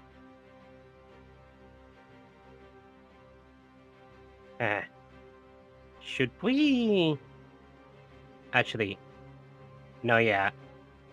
As much as I would love for them to just sleep and just wait until they naturally wake up, we're kind of in a bit of a hurry at the moment since we know the fan beamer are probably coming or whoever they're gonna bring or they're gonna send after us. We need to wake them up and ask them to just go. They did say that they had some sort of spring thing that they had hidden that we can possibly hide in for a little bit. Ah, So that way then we're not being trailed as hard, hopefully. yeah, that's great then. We should do that then.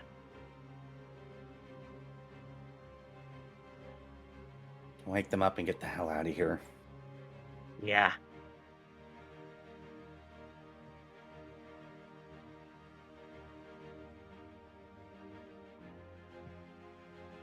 You do see some of them begin to kind of like shift with the talking.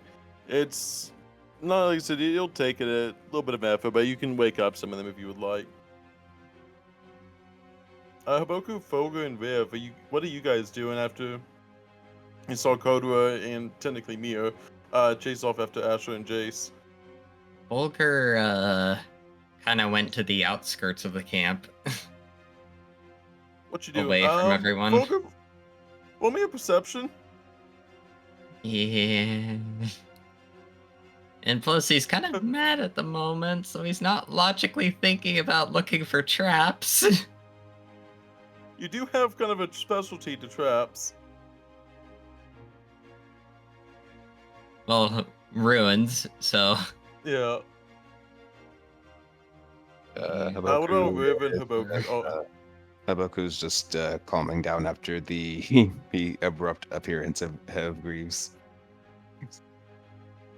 And what is Viv doing? Probably just, angrily checking back up on the various, Digimon that we were trying to protect and, all of that, and making sure that, if any of the roots got any ideas from any of the close calls that, they're sufficiently fought back.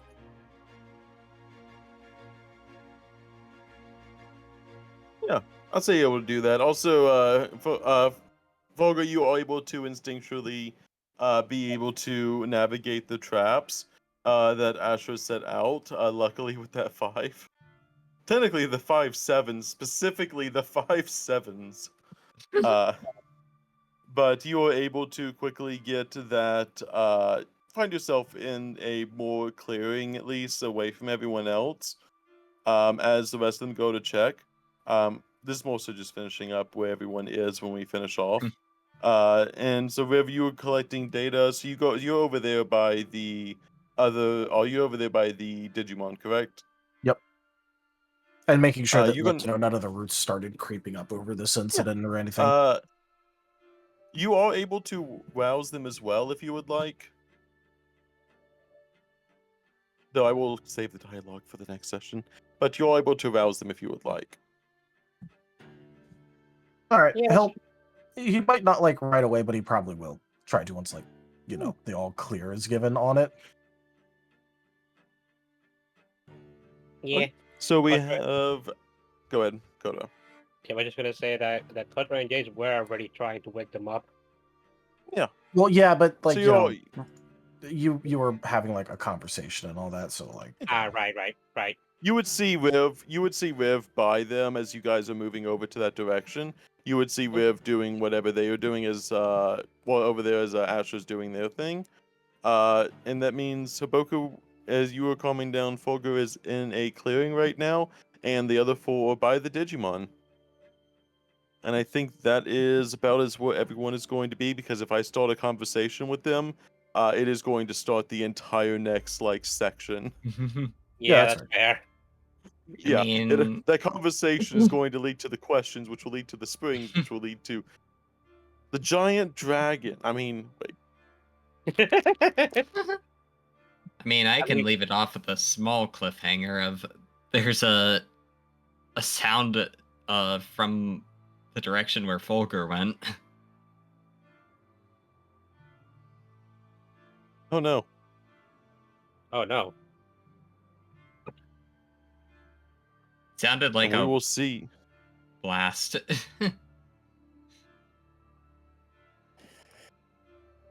Boggers committing crimes. Next time. Rank up. Hold the line. This hamlet shall not fall. Did we just get a raid at the Who end of the raided my session? stream with 11 Yes. Yeah. Lol. And normally I'd go a little longer, but today I am very tired. I am Fair. so I am so out of it. I can't tell you, like, I am so out of it as well. I got 10 hours of overtime next week in 4 days. I gotta go to the office It tomorrow, is. which means I have to be up at 6 a.m. Yeah, no, Oof. I am so mentally out of it at the moment. It's also kind of funny. Ukitsu raided with a party of 11, and the stream has been going for 11 hours. Yeah, Dang. that is kind of Perfectly funny. balanced. But hey, Kitsu, thanks so much for the raid. I hope you had a great time. If you guys have not seen Okitsu, go check him out. He is a delightful being that you really need to go say hi to sometime. Go share the love with him, everybody, please. Noted. But unfortunately, on my end of things, I am going to be calling it here for the stream as a whole. Normally, I'd go a lot longer, but I'm still recovering from the con, being Oh yeah. on that weird schedule I got into at the con of apparently I go to sleep about now and wake up about 6 a.m. every day. So yeah, thanks everybody for joining us today for Data Anomaly Hunter Scar. Check out our website, zgfgaming.com. We've got links for our Discord, Telegram, Mastodon, Blue Sky, Patreon, and more. They're on the website as well as down in the description below through our link tree. Thank you to my patrons, tippers, and subscribers. It is your support that keeps this channel alive and going. I cannot do this without your guys' help and your support, so thank you. Consider becoming a patron over at patreon.com/zgfgaming. It's one of the best ways to support the channel, though you can also do so by sharing the stream around, picking up packs of cards to stream loots, commissioning one of the artists that I manage for. Their details are at zgf.art, or just coming by and hanging out. But for now, thank you so much for joining, everybody, and I bid you the most fondest adieu. Bye-bye. Bye, Bye, everyone. all.